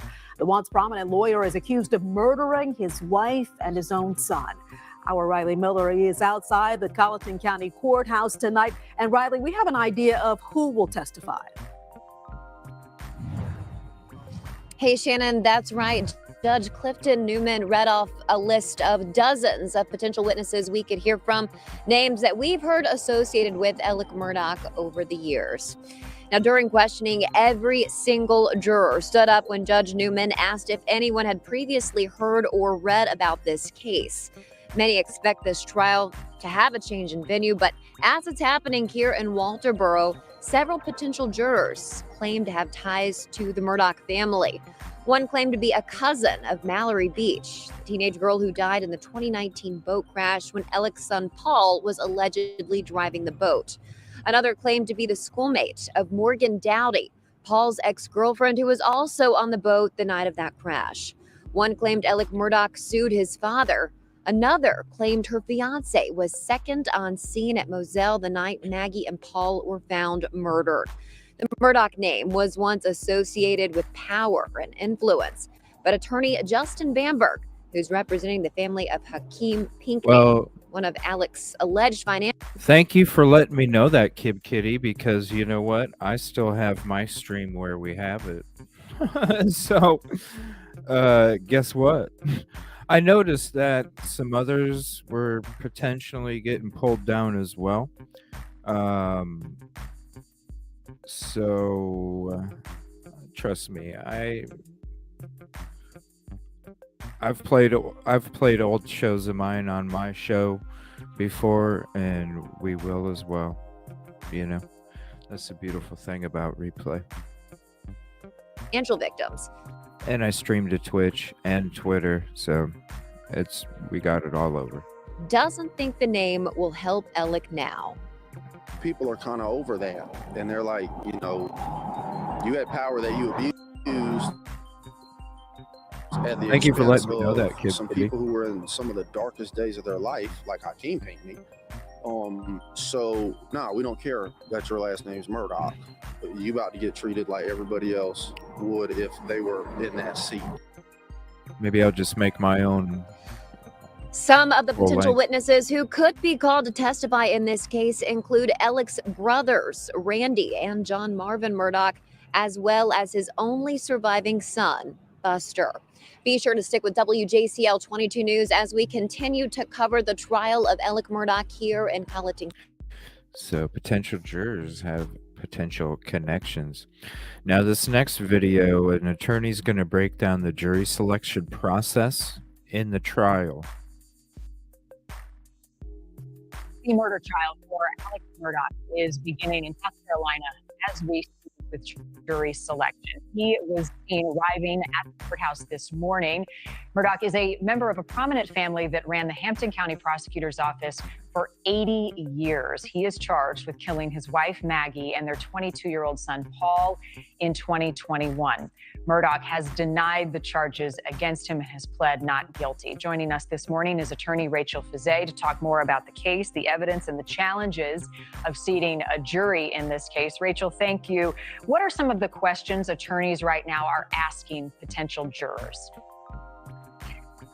They have 900 potential jurors inside of that courthouse and around it and ready to be voir dired, which is the process of jury selection. And what the prosecutors and defense want to know is whether they can be impartial, if they can sit on this jury in this tiny little town and be impartial to an infamous family inside of that town that has both garnered tons of positive attention and has done wrong to so many people inside of that town as the charges have mounted through the last couple of years. So what we are looking for is, or each side is looking for Good one luck. that if they're going to be biased, Good luck. hopefully it's in our favor. Right? Because the concern What? is everybody knows about this case and the layers to it. They also know about the influence of this family dating back for generations. I'm curious why a change of venue wasn't asked for or granted. I think that is bizarre, but what I actually think is going on is that both sides think that having it inside of this town is going to benefit them. So I think the prosecution thinks that they have done enough wrong inside of this town that there is a benefit to keeping it here. And the defense thinks that because of the long history inside the town and the famous parents and grandparents and all of the influence inside of the town, that they will also benefit. So to me, this is obvious where they need a change of venue, but they didn't do it. And I think it's because both sides believe that this will help them. Well, and Rachel, what stands out to me is a lot, but the fact that the defense may take this even a step further and not only try to prove Alec's innocent, Who is this but lady? point the finger at someone completely different in this trial, a relative whose name has come up several times. Rachel Fissett? I think that they will try a lot of things, and there is a lot there to point the finger at. And there are so many crimes at play, and they are looking right now for the exact motive and the exact items that will speak to the jury. And I bet the case is a little bit of a moving target as the prosecution goes forward. So then the defense will pick from a bag of their defenses and decide where to go with each of the moves that the prosecution makes. So you've got a boat accident in which Paul, the son who was killed, was driving the boat under the influence. A teenage girl died as a result of that accident. You've got another teenager from that county who was found dead in the middle of the road, somehow curiously linked to the family. We don't yet know how. And then you have charges of fraud and embezzlement, accusations that he has admitted to, Alec Murdoch, of stealing from clients in his firm. Of those cases, does that cloud this trial? What is the judge going to be considering when he decides what is admissible? The judge has to consider what is more probative than prejudicial, and that's the standard of what the judge will be considering. So when the defense is trying to bring in all of the other bad acts, they will also have to show how that is relevant to this case. And in showing how it's relevant to this case, if they're able to do that by meaning it's relevant to motive, or it's relevant to where he was, or it's relevant to some act that leads to this murder or any of the actions after the murder, then they will be able to bring it in, because that evidence will be more probative, prejudicial. The prejudicial part will be, the prosecution will be able to bring in that evidence. The defense will be arguing this is too bad for him. Once the jury hears these bad acts, they won't be able to unhear them. They'll only think of him as having these bad acts, and they have no relevance to this case at all. So the prosecution is trying to show relevance to all of the bad acts that he's done and tie them to this crime, and the defense is trying to unmask from this crime. And they are going to be having that discussion over and over and over again as they attempt to bring in different evidence that would show the history of actions, financial crimes, all of the things that they might be proving led to the motive of why he may have killed his wife and son. Thank you for... What? Huh? Okay. I don't know. I was really turned off when she made the comment like, well, if they are biased, hopefully, you know.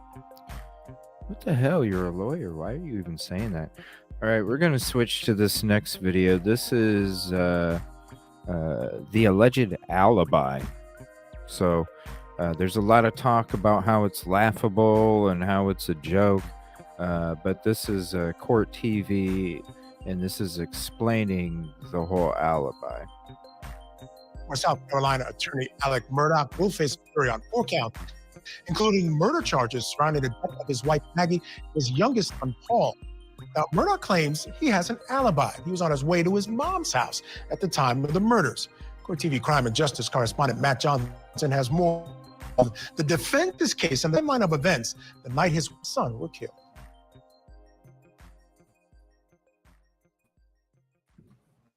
Do it now. Okay, and are they breathing? No, ma'am. Okay, and you said it's your wife and your son?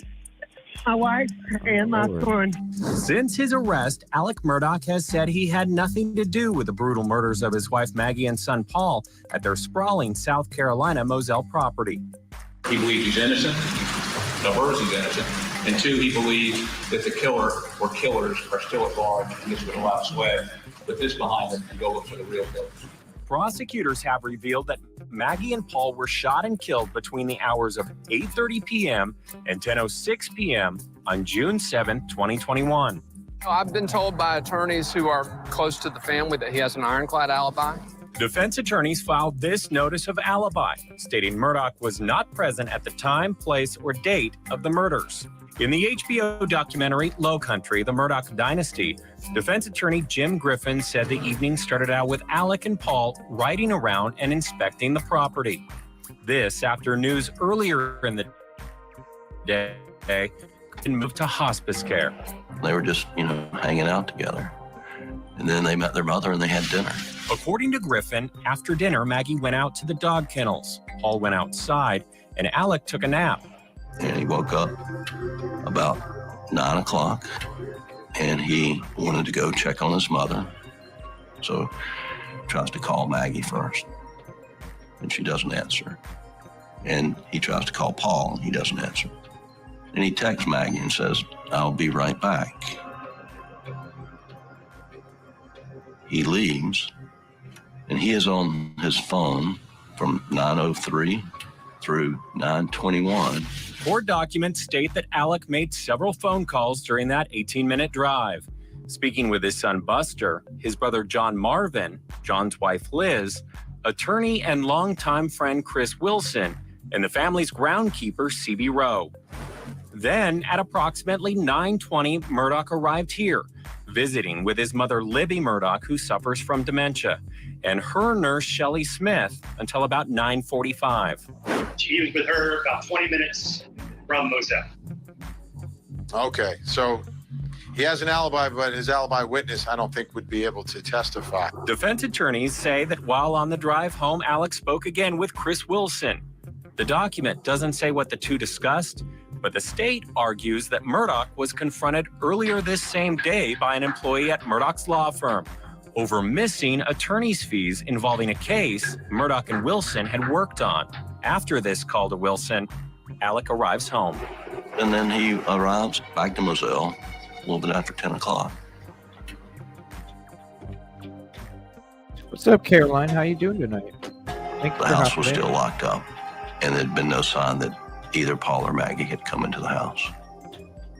He got back in his car and drove down to the dog kennel. Yeah, right. And that's where he discovers her body. Do you see anyone in the area? No, ma'am. No, ma'am. Did you hear anything, or did you come home and find them? No, ma'am. I've been gone. I just came back. All right, let's take a look now at some of the evidence that we know the state plans to present at trial. The state says they have cell phone location data taken from the defendant's cell phone, which places him at the scene around the time of the murder. The state also has video evidence taken by one of the victims, Paul Murdaugh. The state says it shows Alec at the scene on the night of the killings, and the state plans to evidence of blood spatter on the T-shirt that Alec was wearing. Alec says the blood was transferred to his shirt when he touched the bodies after finding them. All right, still with me, criminal defense attorney Elizabeth J.C. Baker.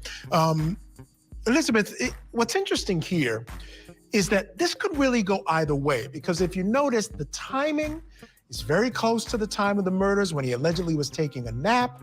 Then he goes and visits his mom and her nurse. Again, people who are very friendly and kind to him. They can certainly, I don't know if mom can testify, she's got dementia and other issues, but the nurse could certainly be someone friendly to the family, will testify on his behalf. What do you make of the evidence in this case thus far?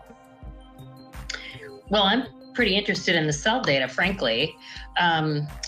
It's sort of the cutting edge of evidence, and we see state and federal agencies relying on cell data, tower data, GPS location data.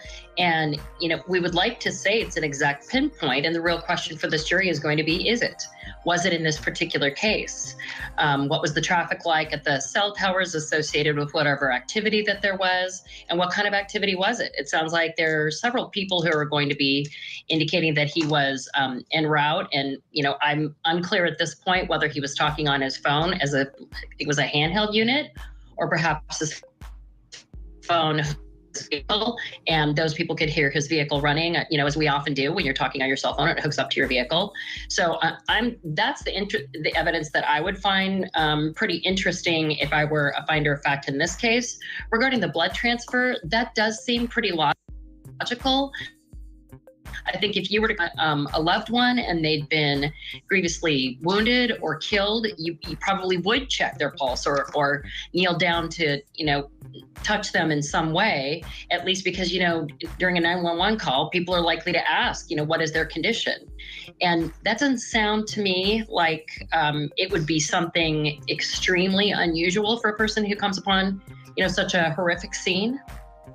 Yeah, and if he goes over to his mother's house after the murders, they would see the blood on him. But one of the big issues about that blood evidence, Elizabeth, is there's a claim by the state that they had an expert look at it and that it's blood spatter that would have been caused by the use of a shotgun in the killing of these two victims. Now, the blood, they did testing. SLED, which is the South Carolina special department where they do that type of testing, and it didn't come up as human blood. And number one, the original report by that expert said it wasn't blood spatter. Only he changed it after he got a visit from the investigators in the case. So that blood evidence could be something that's very much contested in court, which again would make it difficult for prosecutors. Right. Well, I agree. And, I think that spatter is one term that we can use, and it's just basically transfer, and it's transfer through the air. This case is so crazy. And the trial, I'm going to end the show here in a few minutes. We're going to end it with a little Brian Enton clip. What a crazy case. I just wanted to kind of showcase it, everything that it's connected to, everything involved. There's a decent amount of people that really didn't know much about it. I didn't know much about this current one myself. Crazy, and it makes you nervous. Like if they don't include the financials in the case, definitely some good information in this show tonight. That's for sure. And thank you guys for your links as well. Frankly, but if the states out other matter, from the injuries itself, if this man is accused of having used the weapon so closely to both Good night, the Kid Kitty. We'll be ending victims here in in a this few. case, Thank you for hanging out. regarding whether or Thank you not for that's the human links. blood, a lot of those preliminary forensic tests that occur can determine just simply if there's blood. Later DNA or other testing is going to have to assess if it is blood, if it's human blood, if it's some other kind of blood. You can get some false positives. You rarely get a false negative. It just depends on what they were using to assess that, whether it was actually visible. But it seems like DNA testing would put the end to whether or not either of these persons left blood on the defendant's clothing.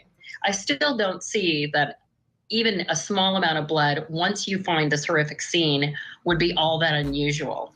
Frankly, a lot of people might reach down and touch and then wipe their own clothing. Yeah, no doubt. And I think it's the type of evidence. So for instance, if it's spatter, they're saying that comes from a gunshot as opposed to a smearing or something that would come when you're actually touching someone and it's transferred that way. That's kind of the argument being made by the defense. The problem is the T-shirt was ruined by the testing of the state. And the defense hasn't really had a chance and won't have a chance to test it. So all these issues coming up in this trial, it's going to be a hot one.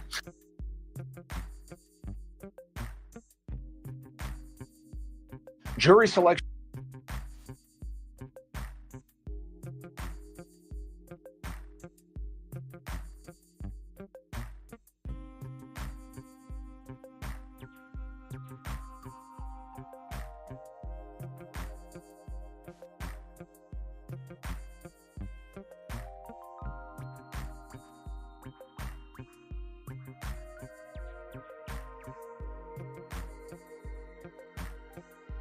Different family member. Hey everybody, this is Brian Enton. Today was day one of the Alec Murdaugh trial here in Colleton County, South Carolina. This is the courthouse behind me. It's like a very quaint, small town courthouse. What's so interesting is the Murdaughs had so much control over this courthouse for so long.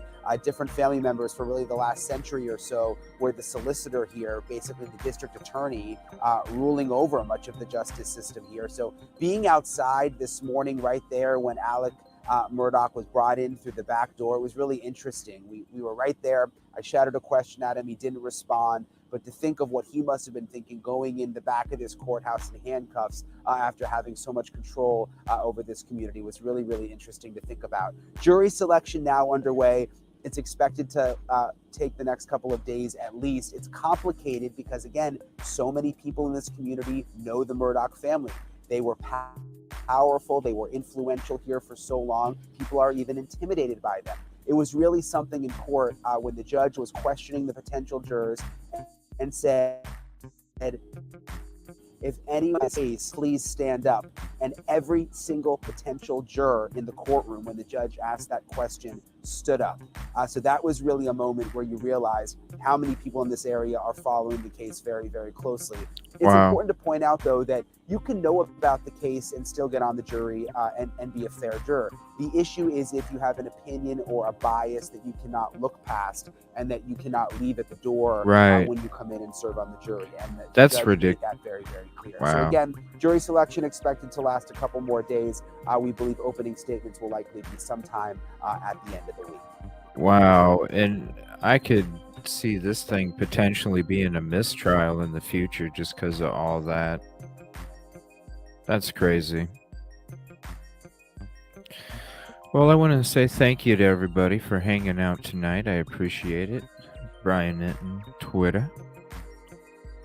I hope you came away informed.